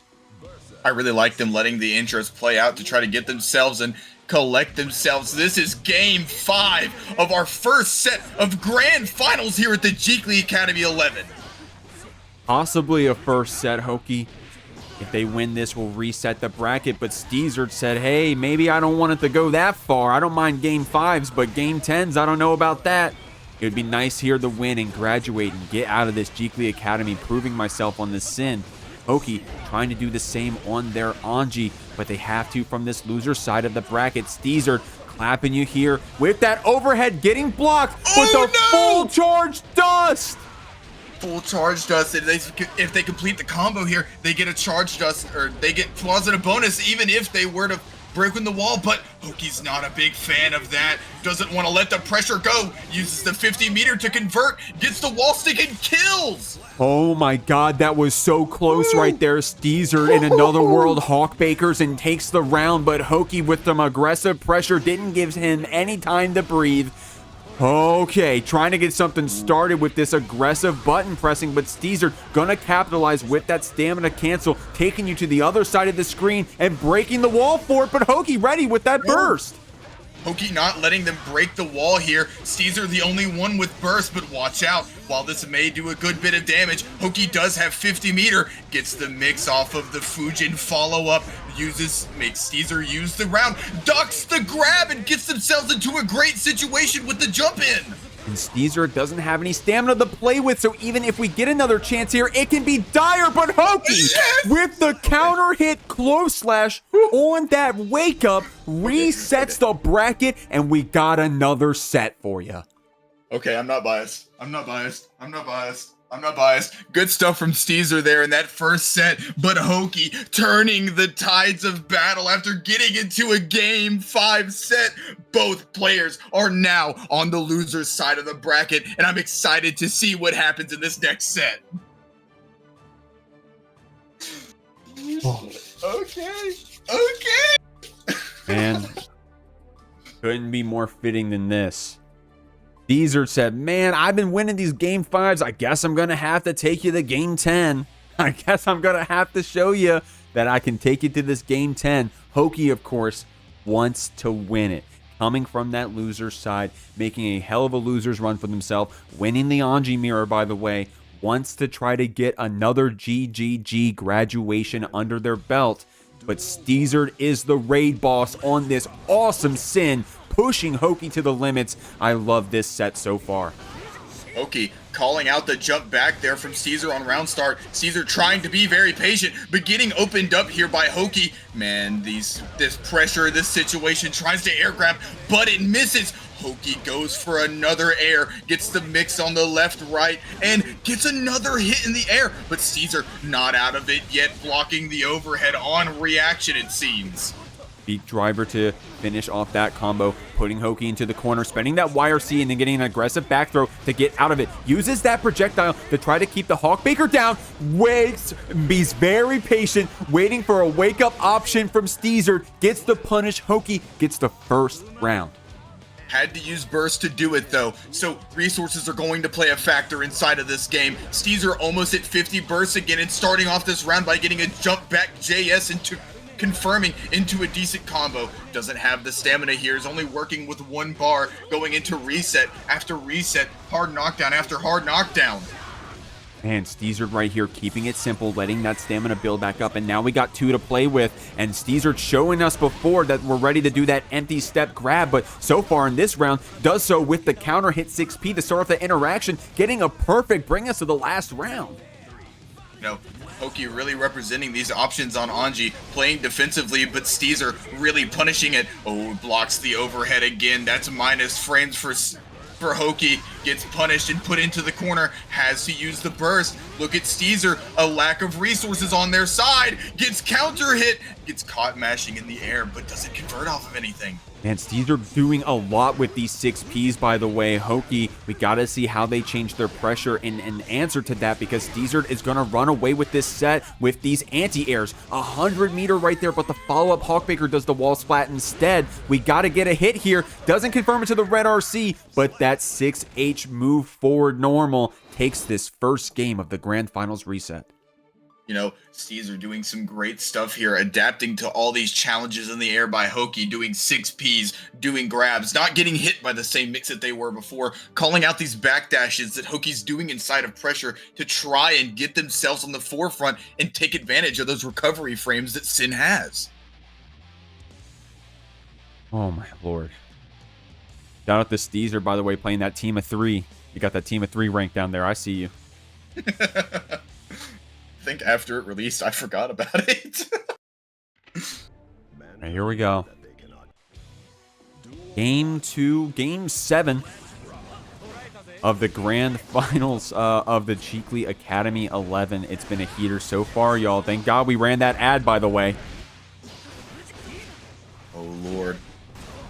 Hoki baiting another DP, a mainstay in this set at this point, using needles to reset the pressure, gets plus frames and catches steezers mashing on the low, gets another conversion, has the wall switch so they won't be able to wall break here though.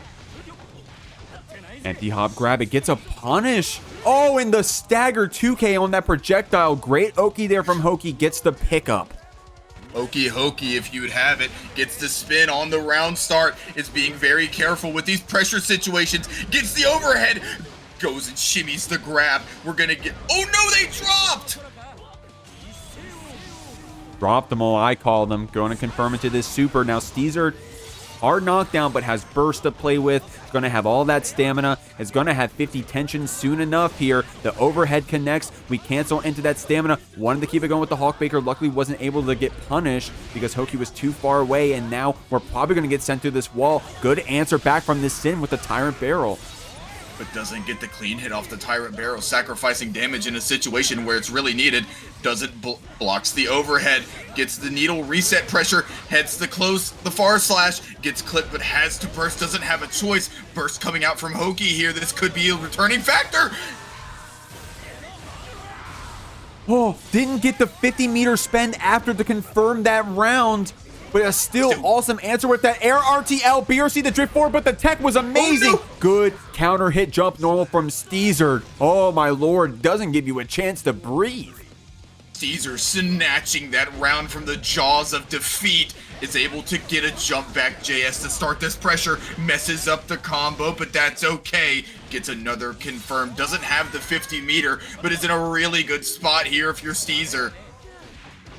Oh, okay, I like that. Very active in the air with that JK. Steezered has 100 tension to play with. Hoki trying to build up the tension of their own. Going to get punished on that overhead getting blocked. But the 2S catching Beak Driver to get in a bit with that stamina. No more stamina left, but still 100 tension. Going to spend some on that BRC. Steezered with a 2-0 lead so far in the Grand Finals reset. If I'm Hoki here, what do I do? This set has presented a lot of challenges for Hoki. The mix is getting blocked. It's almost as if Steezer has got a perfect read on whatever Hoki wants to do after that first set loss. Steezer here saying, hey, I'm good in these long sets. Multiple game 5s today. Playing my heart out. Hoki, good job getting that reset. I'm proud of you. But I need to take this home for the Sins. I need to graduate out of the academy. As we get in here to game 3 of this Grand Finals reset, Steezer gets a counter hit on the 6H, gets another counter hit on the close slash meaty pressure, gets a conversion that goes to the wall, gains 50 meter but not before the wall break, has 1 bar of stamina here. These resources are really on the side of Steezer right now. Going to spend them right here off this Hoof Stomp Red RC. Going to take you through the wall, spending that stamina wisely. Tyrant Barrel as well for a hard knockdown, getting that sweet spot hit. Hoki will have some burst intention to play with here. The wake up parry gets grabbed. Great answer from Steezered as we move on to tournament point. Hoki here on the back foot, but does have resources, uses the burst as soon as they get counter hit. This is not looking good for Hoki right now. Steezer with the stamina to go forward, but jumps over the grab. Hoki is not out of it yet, but Steezer keeps finding these counter hits. Sweet spot barrel again. Deja vu. Steezered looping this positive bonus. Getting that throw established. Red RC to confirm it into a splat. And just like that, the streak is broken. Steezered graduates the Jeekly Academy on Sin. Great stuff from both players. Steezer just finding a way to adapt after that bracket reset and taking the set 3-0, but that does not mean that Hoki did not play well. This entire bracket has been filled with killers and close sets. Great stuff to everybody who played. Hero of our alumni, Nothing, Izanami, Self-Satisfied, Skyfer, Searoar, Kate Craver, Goth Cat Girl on Dreadlawn, Aquashot in the Clash Reunion, Noob Hat, Slayer Troop. If you notice something, they were all unique characters that all have graduated from the Jeekly Academy, but today, Steezered said, fuck your streak. I'm winning this shit. In the bracket reset on the Sin, Steezered graduates the Jeekly Academy 11. Pats on back. I'm a player for Mash and GGG. You can find me in the Get Good Gambit server trying to make sure that we promote a community that is not only great for beginners, but is also just a great community to ask questions and have fun and be yourself. Come join us in the Get Good Gambit if you want some great games, to meet some great people, and even maybe take a load off. Great, guys. That was Jeekly Academy. Congrats to Steezered for graduating, breaking the streak. We're proud of you, homie. Great stuff. I hope you all have a great rest of your weekend. We'll see you next Friday. We'll see you at the next Academy. Everybody, have a good weekend. Peace out.